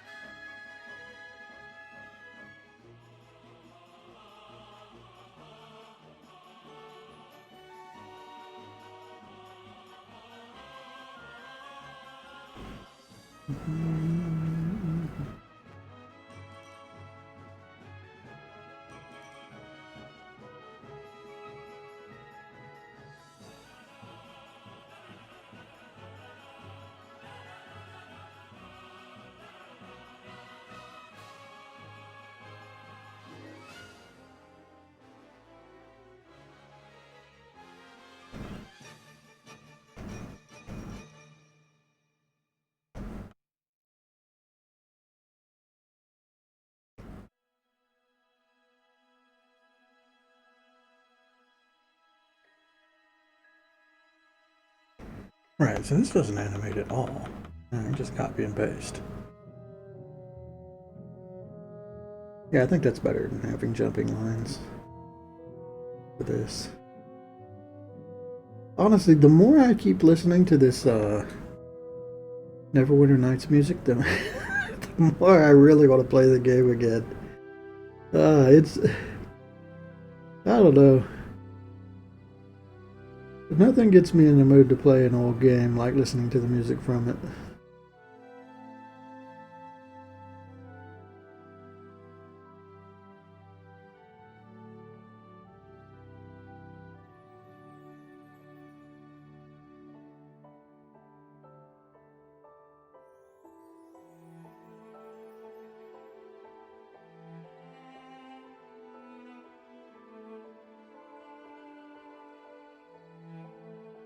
I don't want to get distracted though.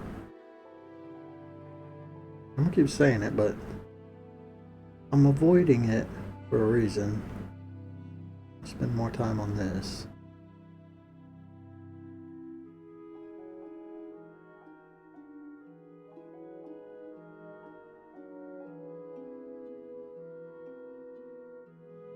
Alright, let's copy that.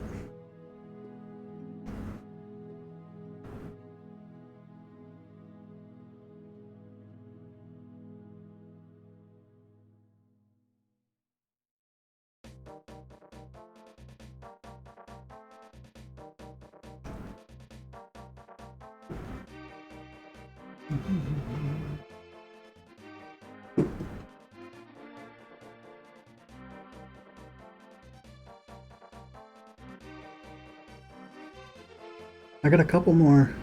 I've thought of a few more games that I need to look at them and get some music from them. One of the big ones is Chrono Trigger.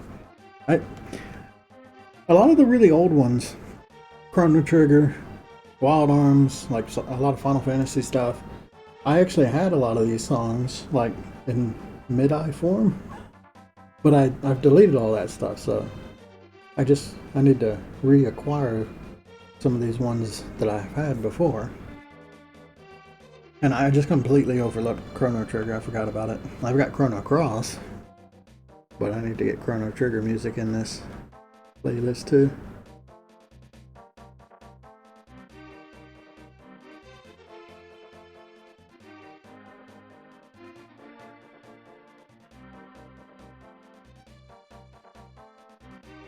I think when we finish going through all of this playlist, I'll grab a couple more game ones. We'll go through those, and then the playlist will pretty much be complete.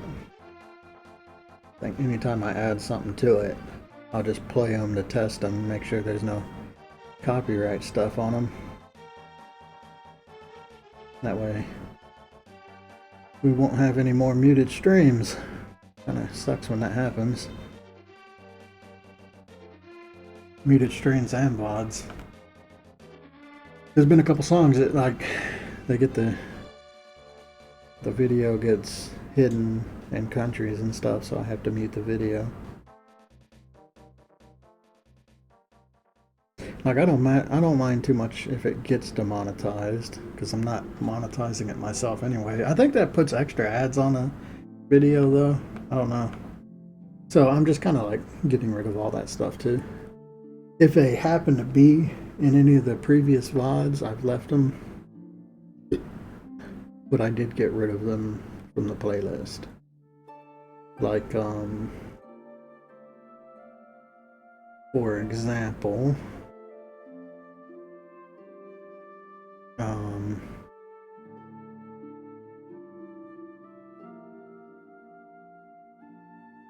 well, I guess any of those. No, the anime openings got muted. I don't know, there's been, like, last stream, there was a couple songs that got deleted, like Crab Brave and, Spider Pig. I left them in the VOD, but I removed them from the playlist.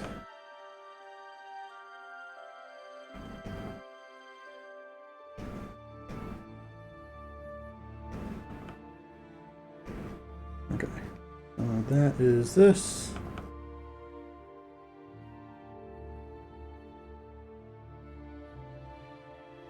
Ooh. Oh, and it'll have this shoulder piece as well, which I guess I should go ahead and just set it up real quick. I'm gonna end up combining all this stuff together later.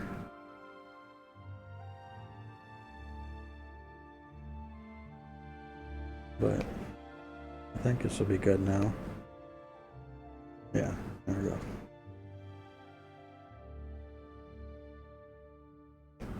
Alright, next is this one.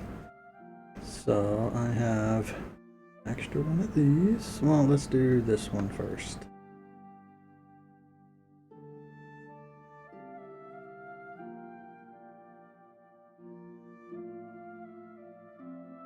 Alright, and these need to be above the white things.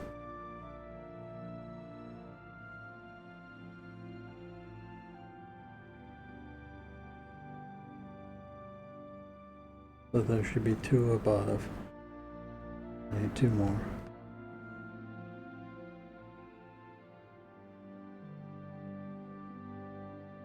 Okay, that should be good.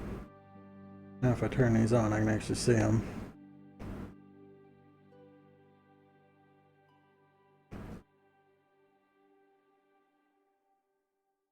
Wait, did I screw this? I've already screwed this up, didn't I?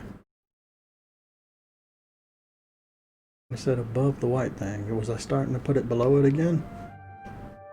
I don't know how I did that. I screwed it up though. Right, this one is the cloak. The next one should be the arm, yes. The next one should be the chest, and that is incorrect. So did I put this in the wrong spot? Yes, I did. Then the next one should be...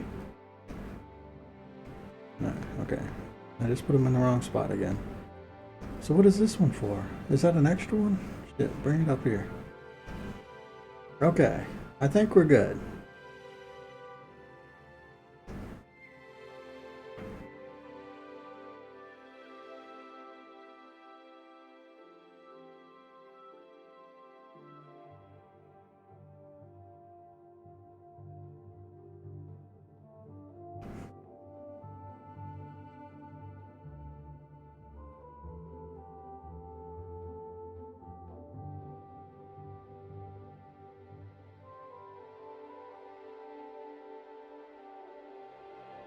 I made these yellow, didn't I?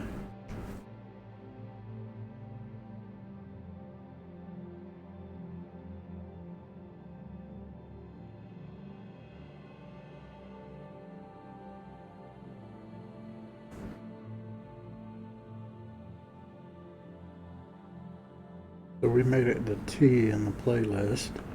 This would be the Elder Scrolls music. Basically anything that begins with the, we're going to be going through.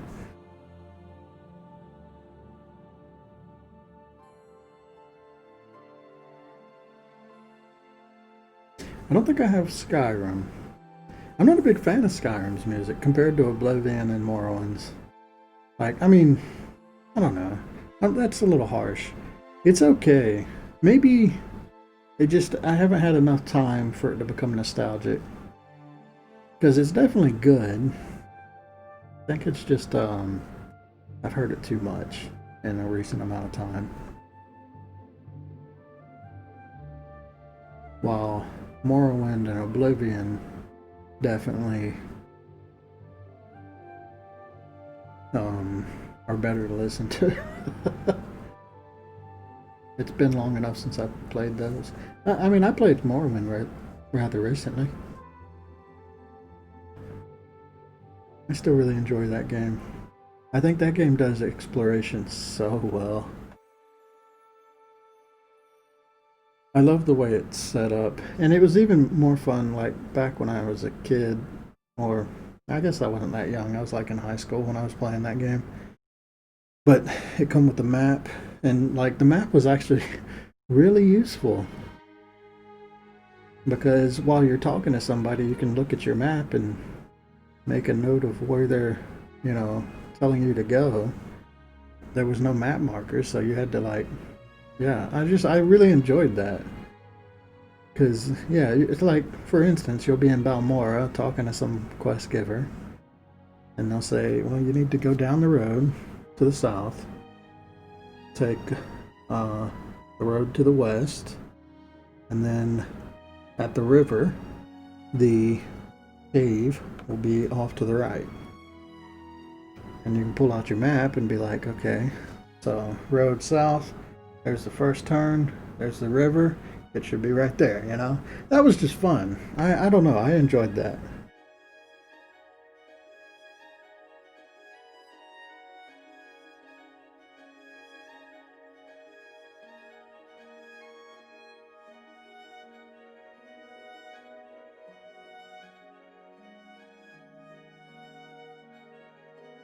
I think if I ever make an open world game, I'm going to do that same style. Though I can't give a physical map, so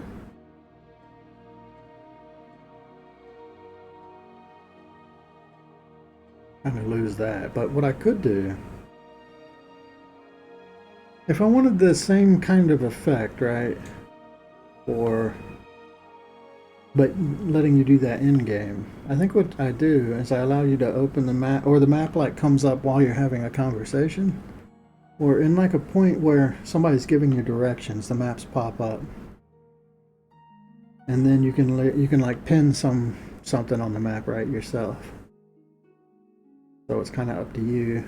I kind of like, yeah, I'll make it easy for you to. You won't have to listen to what they say and then the conversation ends and then later you open up your map or you completely forget about it. And I think that's the bad way to do it.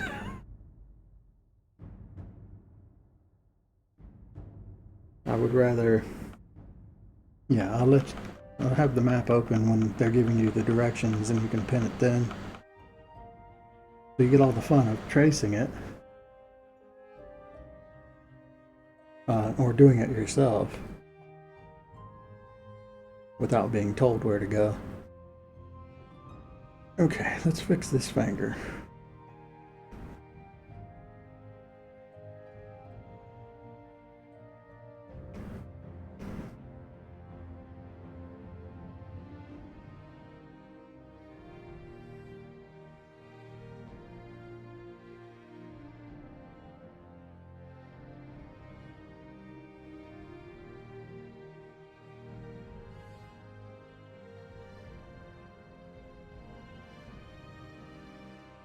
Yeah, I'm 100% certain. I thought that this thumb was a normal finger, like a pinky, or something like an index finger. That's why I was drawing it this way.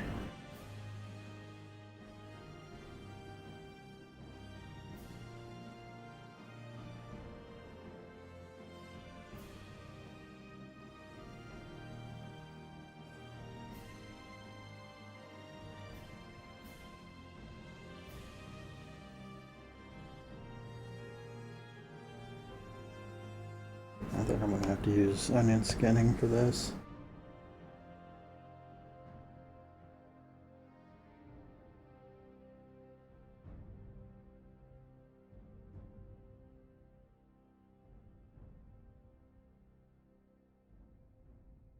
Make sure that thumb stays really thin.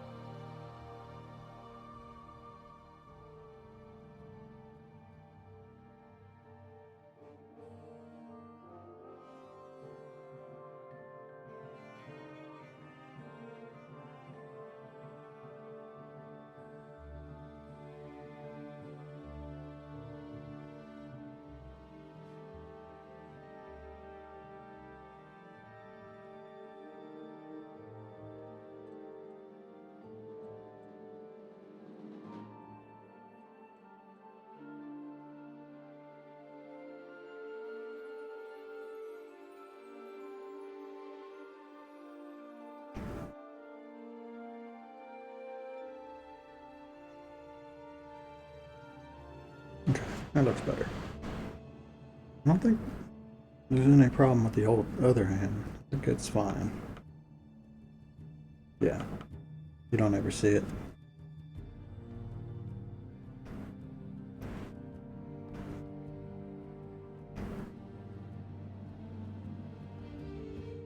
Well, we get the occasional viewer. No one ever says anything. Just lurkers. They pop in from time to time. I guess they don't like what they see. Or they're just shuffling around.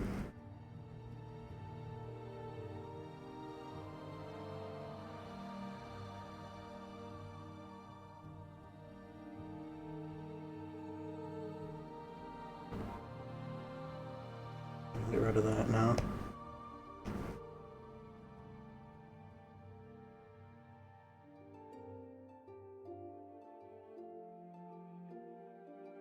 Maybe it's not that I want to play these certain games. I just want to play a game. Because every game I've listened to tonight, I've wanted to play. I wanted to play Mario. I wanted to play Neverwinter.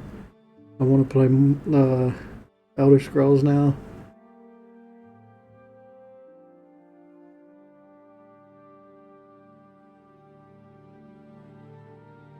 I think, yeah, there's probably just... And then I wanted to play Diablo. I just keep saying it. I think it's not that I want to play certain games. I just want to play a game.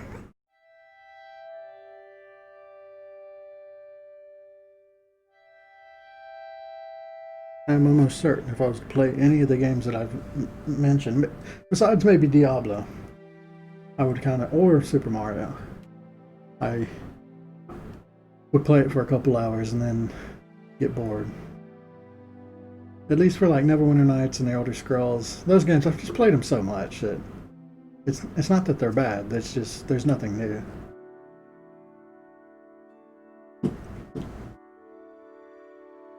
And once I get like the feel for it, it kind of loses the charm.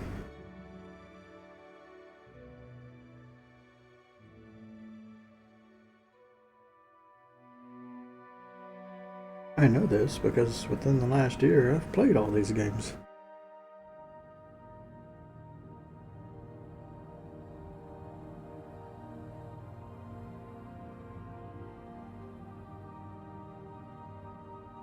I'm playing for like a night, and then I just don't really have any reason to pick them up again. And the next day.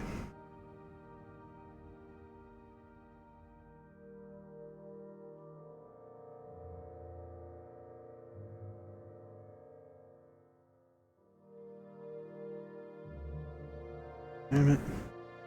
Damn it.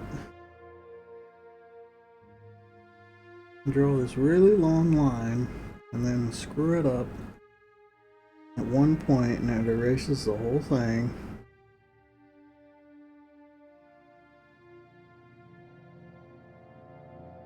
Because I never left my pen to start the line over.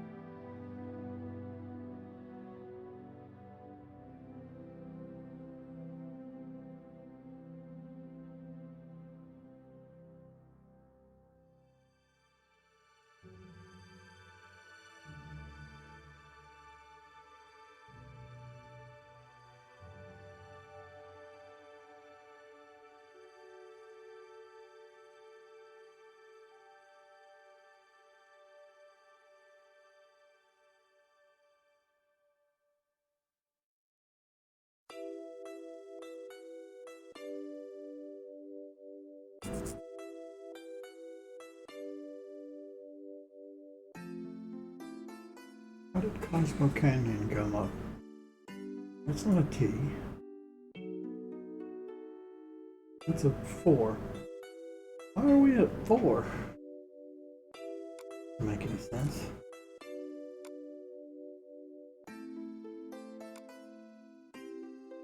Shuffle's not on. I must investigate.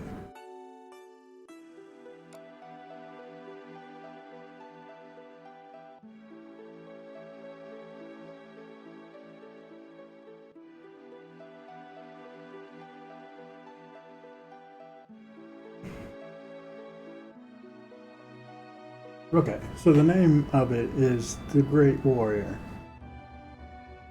But okay, so I guess that's part of like a track title or something. Okay, I get it.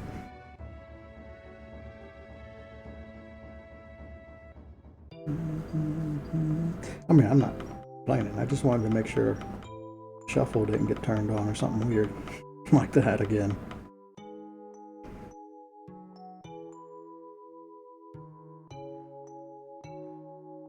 Alright, so this doesn't animate over. I just got to do it the one time. Actually, I've done it already. Why the hell would I do it again? It's up here. I'm pretty certain it's this one. I am incorrect. That's the first arm. It should be this one.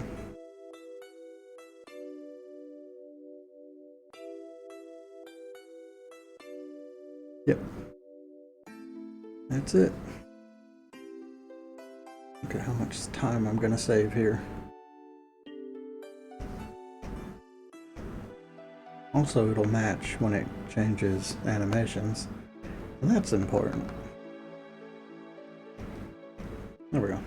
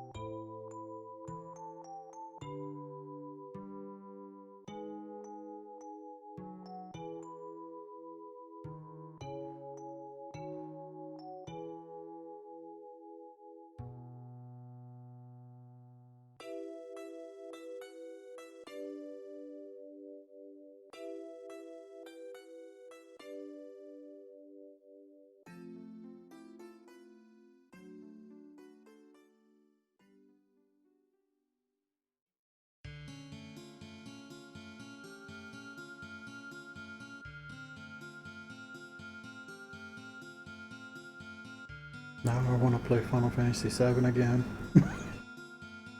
Yeah, no, I think I should just blanket say I just want to play a game again. Anything. I gotta pick one.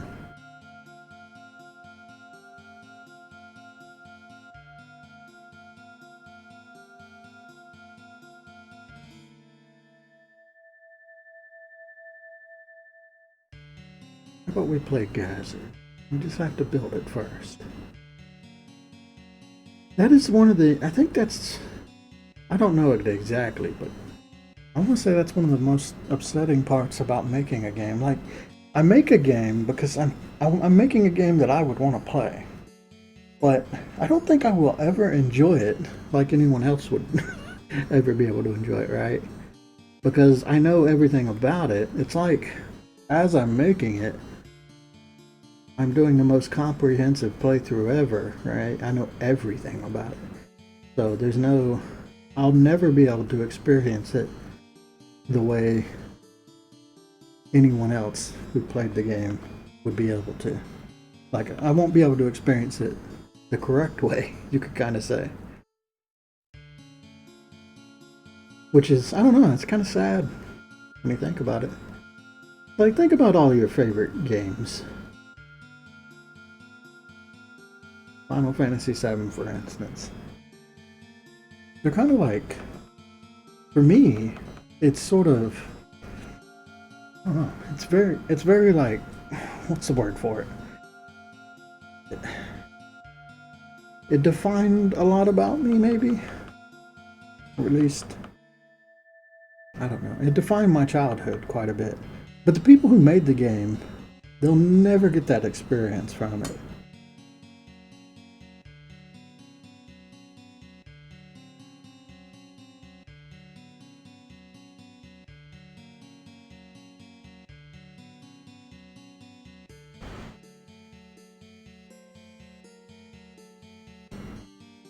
It's just something interesting to think about. Like, that's just one of the things that happens when you're a developer. We make the games that we want to play, but we never really get to play them in the way that we wanted to.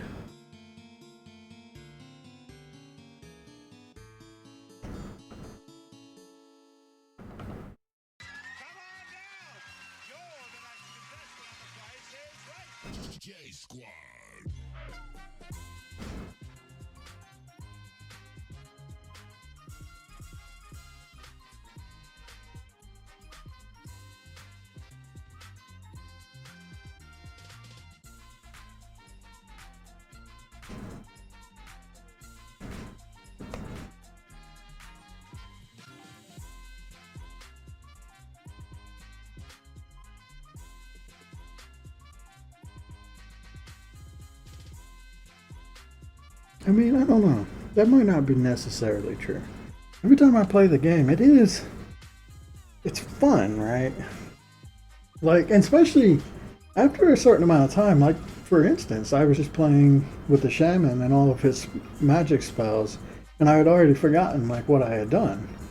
So when I did the back one that causes the character to haste, I totally forgot that I did that, and then once it was gone, I felt really excited. I was like, oh, that was a great idea, past Josh. You know, this is great. The character moves super fast. He casts spells super fast. That's a really good spell. It's a good idea. So, and I don't know. So I can kind of get that if enough time passes. So it's not hopeless.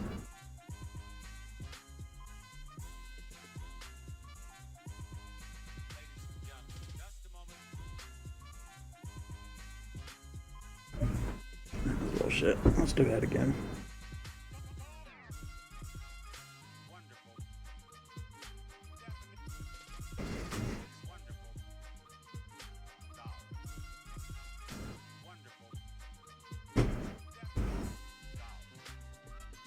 This one will probably get copyrighted. A couple of these remixes got copyrighted.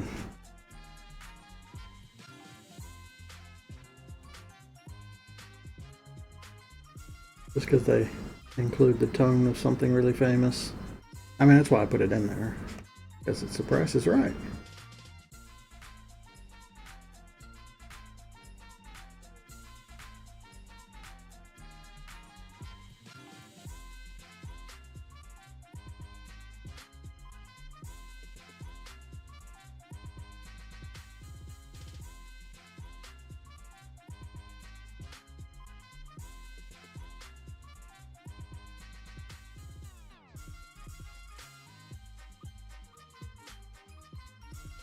I'm thinking with this one, I'm actually gonna, because it's a lightning bug, might as well give it some extra yellow down here.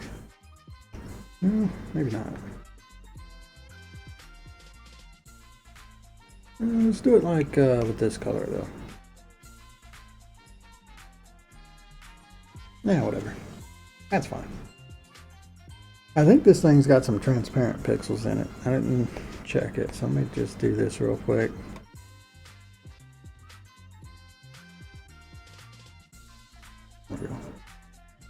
Yeah, there's a little bit there.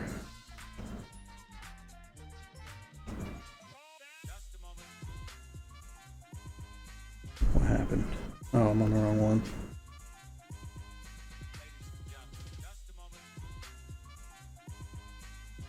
Well, I guess never mind. There should be pixels there. Oop, golly. Well, not right here. But between these two legs they would be. It's really hard to see them. Even with the red on black. I think that's fixed. Ow! Go back to black. My eyes. The light. It burns. Okay, I don't like this actually. Looking at it all like that. Let's fix that.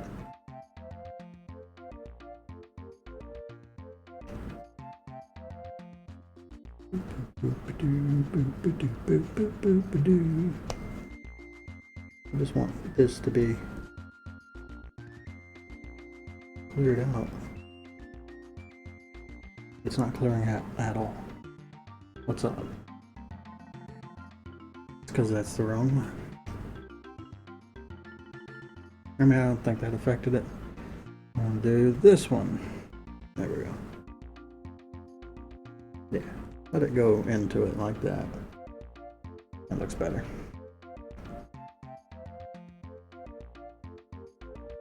Okay, so that's beetle. Lime.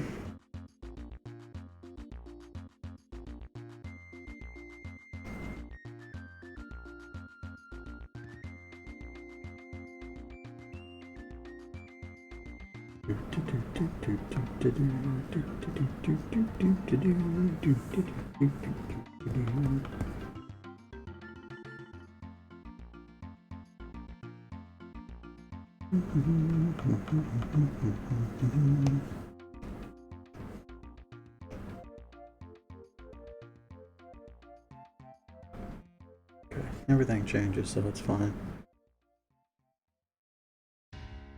Save. Make sure touch is off. Good. 2.5 hours. Making great time.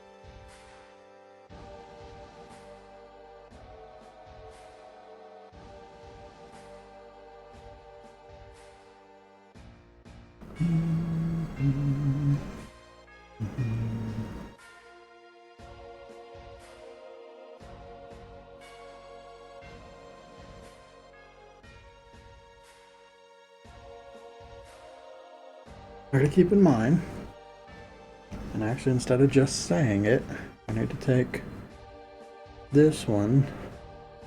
You know, here, just make a duplicate of it and say don't delete, because I'm going to use this for an actual monster. I decided to add slimes to the game.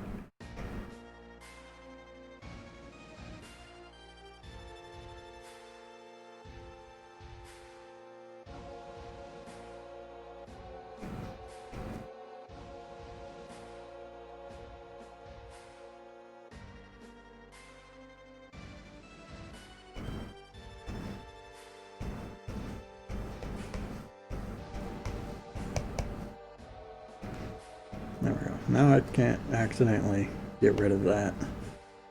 I mean, it's slime. It's not like I'm losing a lot of progress if I did delete it. But I'd still rather not have to draw this again.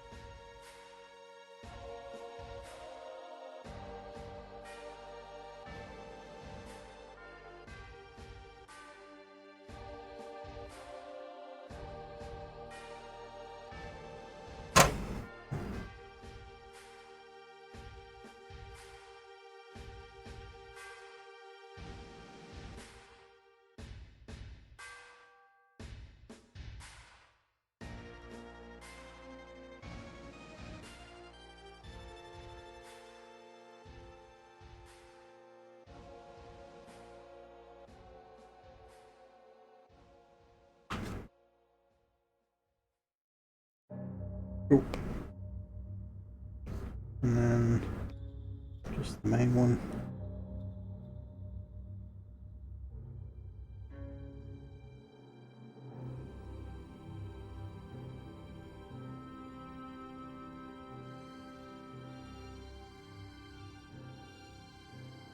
Alright, I think I can combine this together.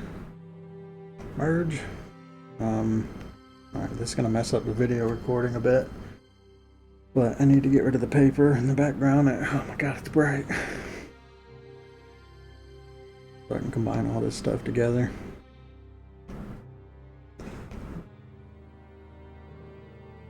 Merge visible. Merge visible. Merge visible. I just rename this 1, 2, and 3.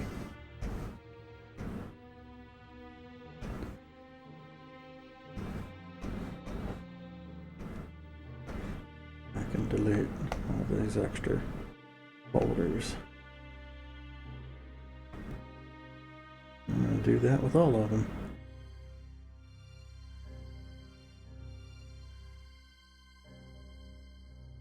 Okay, this one's a little weird.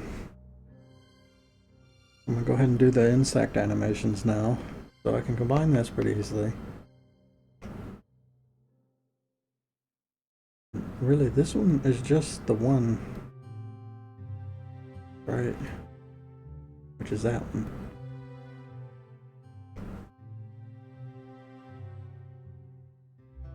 But I don't want to... I want to delete all this, yeah, that's fine.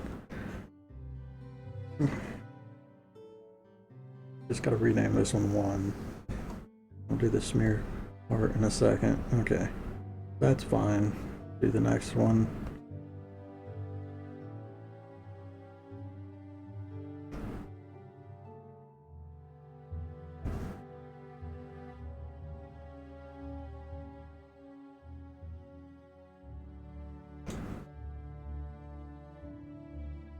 Okay, so that's all of them.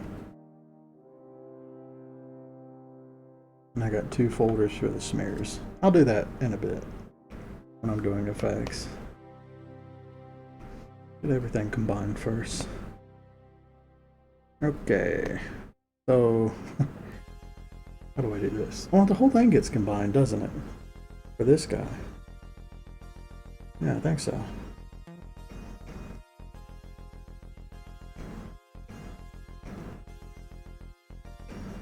It's just a whole lot of nothing.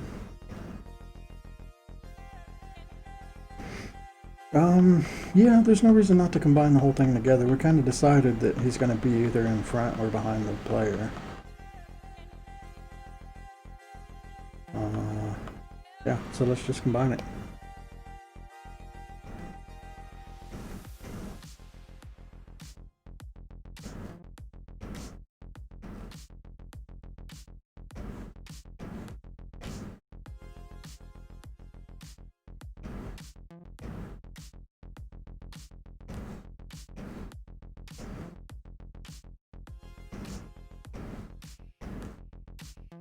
Honestly, I could cut out a couple of those frames. They're completely unnecessary. Just a few little things that I've learned since I started working on this stuff. Alright, so we want to just pull one of these out up here. And we can delete this whole folder. Delete everything in here. And then rename these.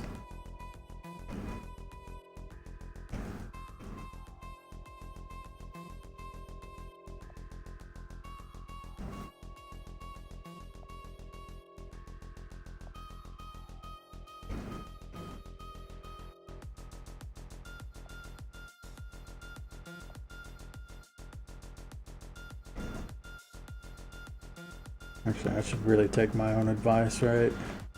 Well, no, okay, it's fine. Now that I think about it, because the cloak keeps flowing for these couple frames. And actually, I have royally just fucked up. Because this is two different guys. Should not have deleted that stuff. Let's just go edit, copy this. Okay, and then we gotta back up until our folder comes back. The one that I just deleted. There it is. Right, so let's delete this. Delete everything in here. Alright, now we go edit, paste. Okay, so right, the way I fucked up is this is the advanced version of the Wraith, but I also need to do it without the cloak for the normal version of the Wraith. So we just erase this bit. Oh, okay, I got rid of the cloak bit, but that's fine, it doesn't matter. Yeah, this is the normal version of the ghost. And this one, technically, we could get rid of frames on, but whatever, it doesn't matter. It's just a couple extra frames. Right, so go to 8, merge visible. 7.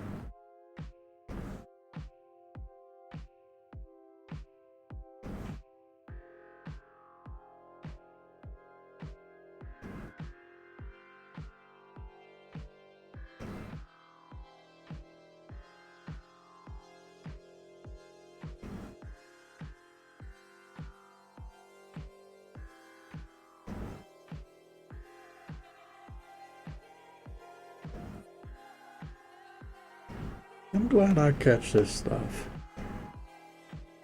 If I ended up deleting all that and closing the document out, I'd lose so much time to do that kind of a screw up.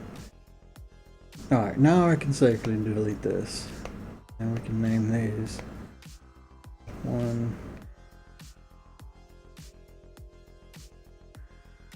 2.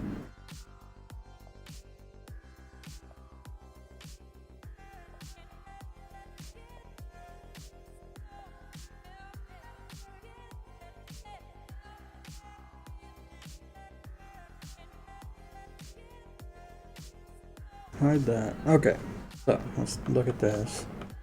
Thing looks good.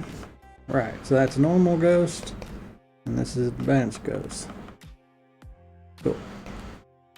Alright, bring this back. I'm gonna throw this down here. Bring this up. So we're gonna make an advanced version of the ghost and a normal version as well of this animation. So go to 8.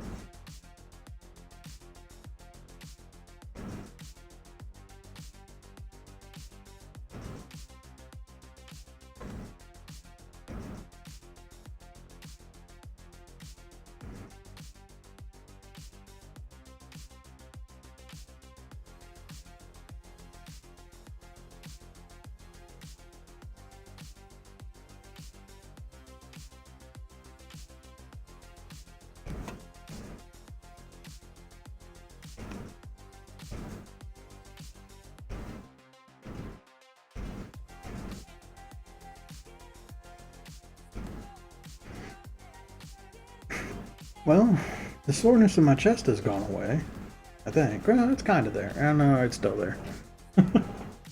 Maybe the soreness in my chest is just from how I've been sitting or something, too.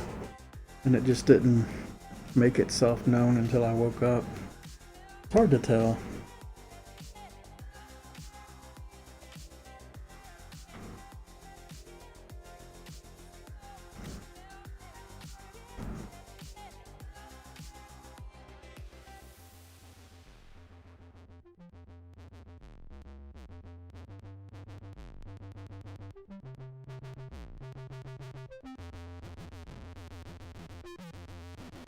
Okay.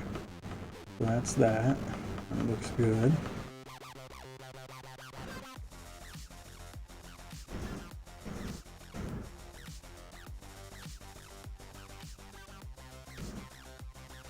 just do the ghost version.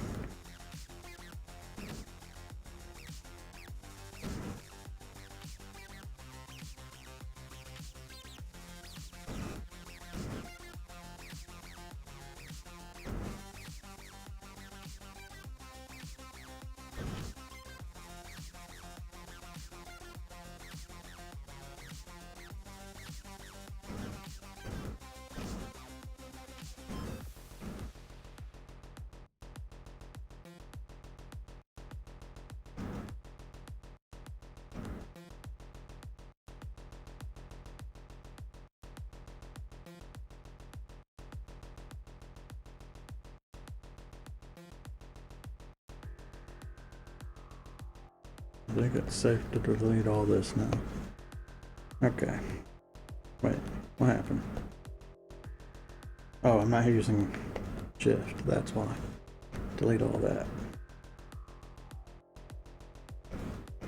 Also, delete all this. And rename all this.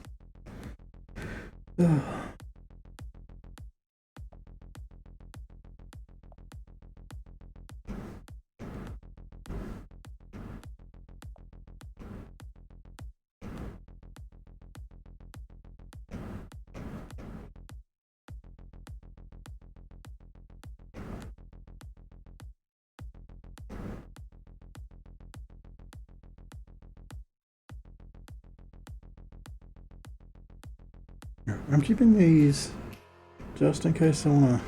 Well, yeah, I definitely want the effects from the slash. I might want the effects from that as well, so I'll just hang on to them for now. So this would be. Wait a second, let me. That's the ghost, that's the ghost. Let's swap these. Alright, so this is ghost cast. Well, this is ghost attack.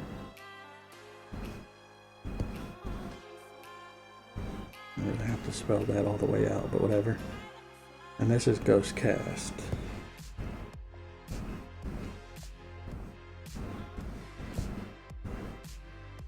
And this will be Wraith.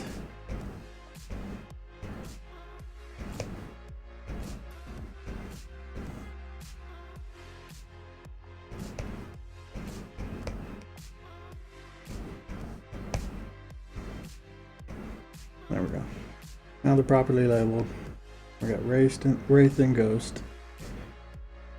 Dragonfly. This one's super easy.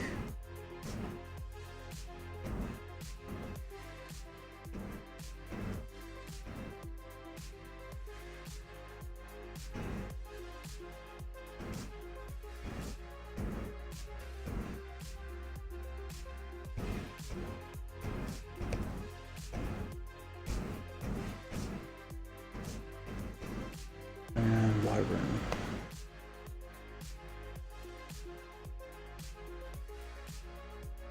Oh my goodness. I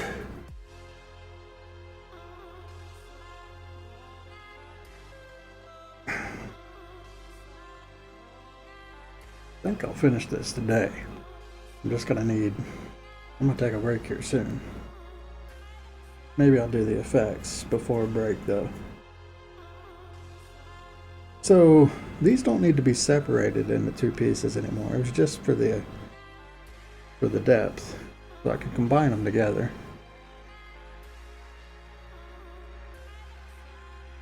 So yeah, let's just do that.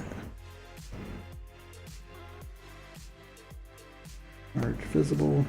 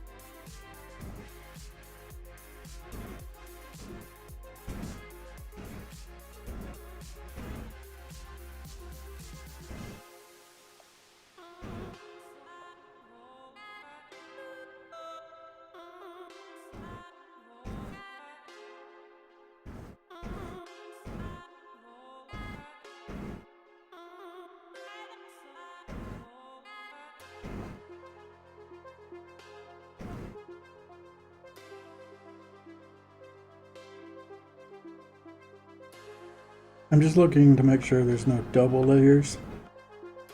When I merge visible, if I forget to hide the last one that I merged, then it'll show like both the layers will be visible.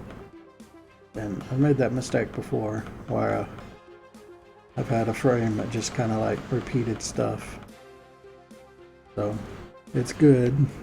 And you know, because I deleted all that stuff, if I went too far without noticing that, it would be very tragic. Luckily, it's never gotten that bad before. Usually I'm able to just back up and fix the problem. But it's good to be careful not to make any mistakes that it's going to make me rip my hair out.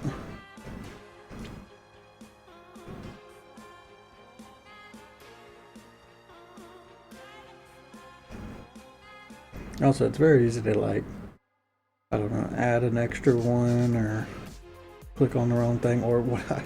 Wait, no, I just fucked up right there. Look, that's exactly what I'm talking about. There's two of them in this frame. Looky there. I did the thing that I was just talking about. I caught it really quick though. Alright, so which one is this? That's 6. So we want to do 5 and only 5. 4. 3. 2. I find that saying it out loud helps to stop from making errors too. So if you want something that'll help you mitigate those kind of errors, you just say what you're doing out loud, which like puts 100% of your focus on it. The reason I probably screwed it up there was I was thinking and talking and got distracted. But saying it out loud or talking about what you're doing will keep you focused. Oh, wait, that was a 1. Let's make that an 11. There we go. This, that. Let's take a look at it. That's good. Okay. So this is just Wyvern. Actually, what I could say, you're a pseudo dragon. How do you spell pseudo dragon? Is it EU? Pseudo dragon? I think that's right. That might be wrong, but whatever, fuck it. Okay, so that one's a pseudo dragon, and this one's a wyvern. Now they got their own names.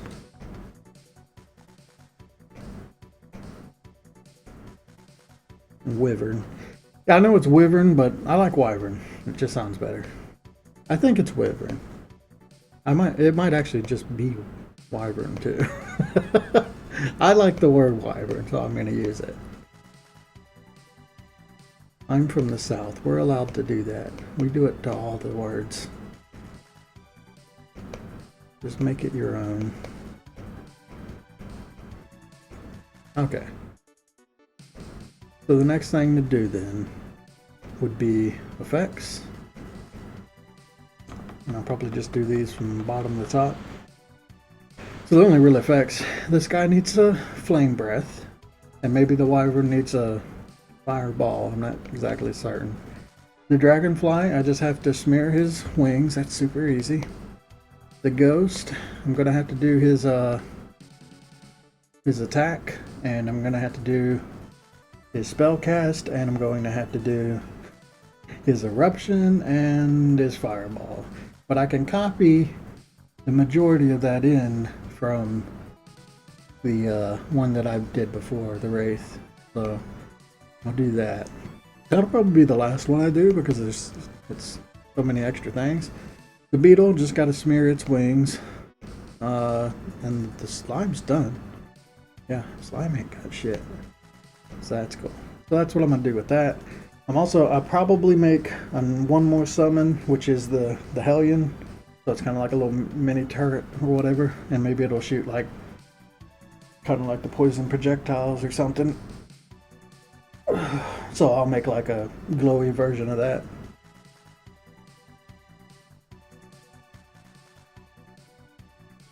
But I think I'm going to do all that off stream. So I'm going to take a break here. It's been 3 hours.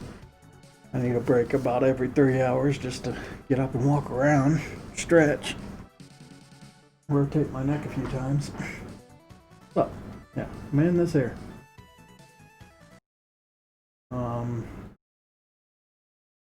Yeah, that's it. Later.